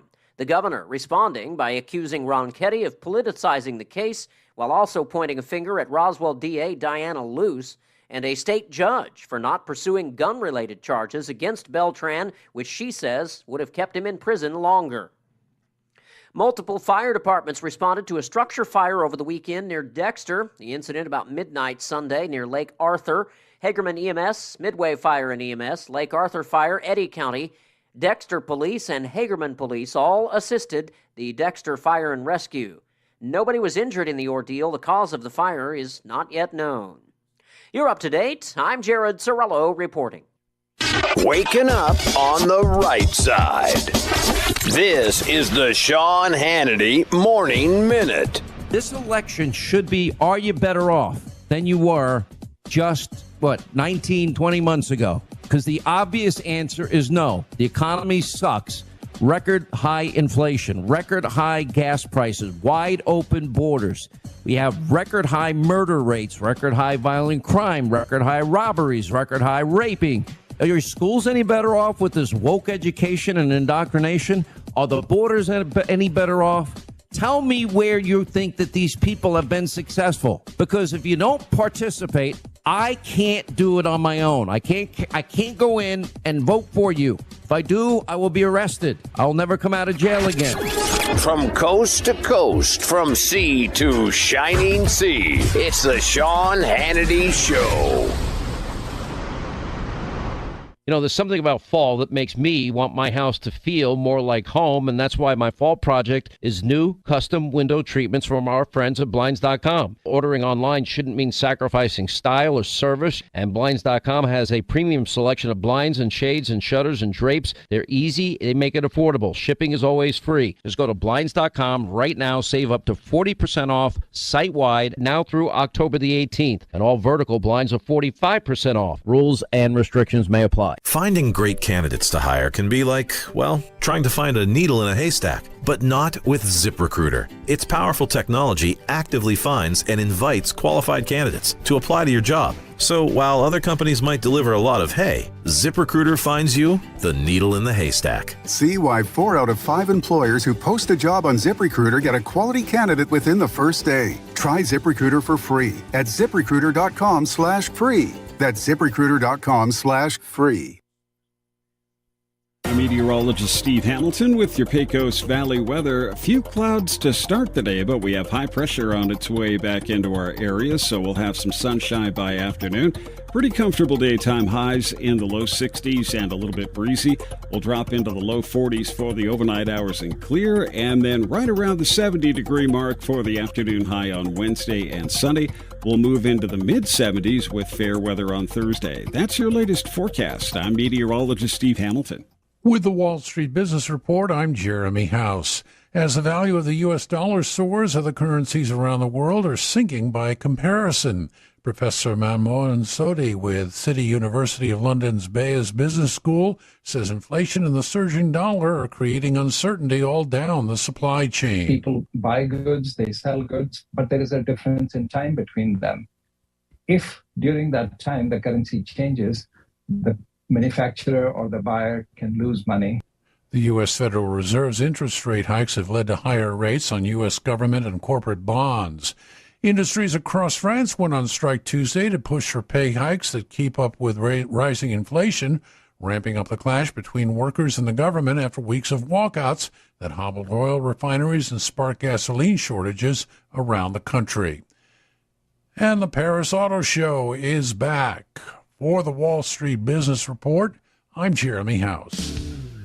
Jennifer from Trustmark Roofing here, and I can tell you it's not always easy being a female in a male-dominated business like roofing. I remember one time I was at a meeting to bid on the roof for a local college, and it was me and 13 men. Well, I won that bid, and I'd like to win your business too. My dad was a contractor, and I've been around building and roofing my whole life. I'm licensed and bonded, and I've forgotten more about roofing than most roofers ever knew in the first place. But what really sets Trustmark apart is an obsessive attention to detail that ensures that everything goes smoothly the first time. I promise we will treat you right with respect and we will make you happy. So yeah, it might be a bit odd for a woman to own a roofing company, but give us a try. Let us give you an estimate for your roof. I think you'll be glad you called. For all your roofing needs, call us at 575-755-ROOF or find us online at TrustmarkRoofPros.com. Trustmark Roofing, we put people first. Representative Greg Nybert has always and continues to believe in less government interference in our lives, Second Amendment rights, strong and consistent enforcement of the law, no leniency for criminals, right to life, and government spending within its means. Greg Nybert has represented House District 59 fairly and consistently. Please vote for Greg Nybert, District 59. Paid for by Greg Nybert for State Representative, Richard Taylor, Treasurer. If you're missing a tooth or several teeth, a dental implant may be the ultimate solution. Implants look and feel so much like real teeth that you probably forget you have an implant. Maupin and Brown Dentistry is one of New Mexico's most experienced implant providers, with literally thousands of implant patients who are absolutely delighted with the results. Call Maupin and Brown today for an evaluation. You'll be surprised how affordable implants can be. Maupin and Brown, your choice for experienced, state-of-the-art dentistry. District play continues for your Goddard Rockets, and this Friday night the boys head back to the Wool Bowl to take on the Bulldogs of Artesia High. Fiera 106.1 FM and KSVPTV.com has got you covered for every second of the game. Join Chris Deck and Chris Roybal for the pregame show beginning at 6:45 and kickoff at 7. Rockets versus the Bulldogs of Artesia High. Friday night beginning at 6:45 on Fiera 106.1 FM and online at KSVPTV.com. Southeastern New Mexico's sports authority, then, now, and always. If you suffer from Poganophobia, you would not want to attend a party with the following people: Kenny Rogers, Santa Claus, Willie Nelson, the cast of Duck Dynasty, and 2/3 of ZZ Top. Here's Mike Winters. And good morning. It is 9:54. Got a few minutes here before we wrap up today's show. Let me see here. There was something I was going to mention. I got to scroll and get to it because I don't have it directly in front of me. The Roswell Boys and Girls Club of Chavez and Lincoln County, they're going to be having their annual Thanksgiving dinner November the 22nd. And it'll start at 5:30 p.m. and goes till 7. And they do want to let folks know about it, but they're looking for sponsors. Okay. Right now. So if you would like to help sponsor the Boys and Girls Club Thanksgiving dinner, I ask that you reach out to Rick Lamb. He's the COO of the Boys and Girls Club of Chavez and Lincoln Counties. Not sure what's going on there. He's messing with my shot. I was itching my nose. I just noticed what the? That was a dramatic cut. It was. But, I've got something to tell you, Michael. Cut 2. I got something The to show say. is wrapping up. Da-da. Sorry, we're playing with the camera. Yeah, we're messing around. Reach out to Rick Lamb if you'd like to sponsor and support the Boys and Girls Club at 575-550-5001. Let's see. St. Mark's Lutheran Church, they've got their pumpkin patch. That's going to be from October 20th through the 31st. This year's profits will go to benefit the local homeless and low-income fund and refugee resettlement. So it'll be October 20th through the 31st. Times are 2 p.m. to 6 p.m. Sunday through Friday, and then 10 a.m. to 6 p.m. on Saturday. If you have any questions, reach out to St. Mark's Church, 575-623-0519. So if you have not got your pumpkin yet, which, to be honest, I think it's a little early. I mean, like, get pumpkins, but... Well, not if you're going to make pies. Yeah, but if you're, like, carving jack-o'-lanterns, it's a bit early for that. Because if you cut it now, by the time Halloween hits, that thing's going to be a goo pile. It's going to be a little soft. So if you need gourds and pumpkins for, uncut decorative or pumpkin pie or pumpkin lattes or whatever you do with them, then get them now. But then when it hits St. Mark's here, beginning the 20th, and then you can get your carving pumpkins. Yep. So got to tell you, I mentioned this yesterday on the show, but I found a new pilgrimage that I have to make. Okay. I have to, at some point in my life, well, hopefully in the near future, because I don't think time is of the essence, go to Bend, Oregon. What's in Bend, Oregon? The last standing Blockbuster Video. Is it still there? Still there. Okay, Yeah, I looked it up. There's the documentary that came out in 2020. I remember that, yeah. Which But is I thought it closed. It's ironic it's for on some Netflix. The ones in Alaska closed. There were 3 in Alaska and 1 in Bend, Oregon. The ones in Alaska closed. Ironically, that was the one that was featured on Last Week Tonight, and they got all like the Hollywood memorabilia that John Oliver bought. But the one in Bend, Oregon is still to this day open. Dish Network, who owns the Blockbuster name and brand and all that, they signed they signed a new lease for them so they can continue. Who knows how long it is, but for the time being, it's still open. I'm curious. Is it like a regular Blockbuster? Yeah, You can rent movies? Everything I've seen of it, yeah, it's you go there, you can get your Blockbuster card, and you rent movies. They have some stuff for sale. Apparently, just because it's a destination now, they stay pretty busy. Yeah, you got a bunch of people our age that want to act like kids again. So and locals that, again, the nostalgia factor, but also locals who are trying to keep the business around, for the tourist aspect. They said they've maintained a pretty good, business. What's funny is the software that they use isn't supported anymore. So when a bunch of the Blockbusters closed down, they end up getting a bunch of the peripherals that they used in their Blockbusters just to keep in the back to use for parts. And so like every now and again, the lady who manages this Blockbuster has to run to the back and grab like a new So they got like a hard drive. Blockbuster junkyard in the back. Kind of, yeah. To cannibalize parts as they need them for their antiquated equipment. It's sort of how Gene runs a radio station. If you really think about it. All right. I got it. But it's fascinating. I'm dying to get up there. So yeah, Bend, Oregon. It's the home for the time being of the last Blockbuster Video. So- It's funny because Doug Benson went there, got his card, and then rented Super Jaime. Well, this is So where it's I pretty want to funny. know is like how modern are the movies? Like did they end in 2007 or whenever They're still- Blockbuster went away? No, they're still buying up Or movies. can you and- get movies that are like new?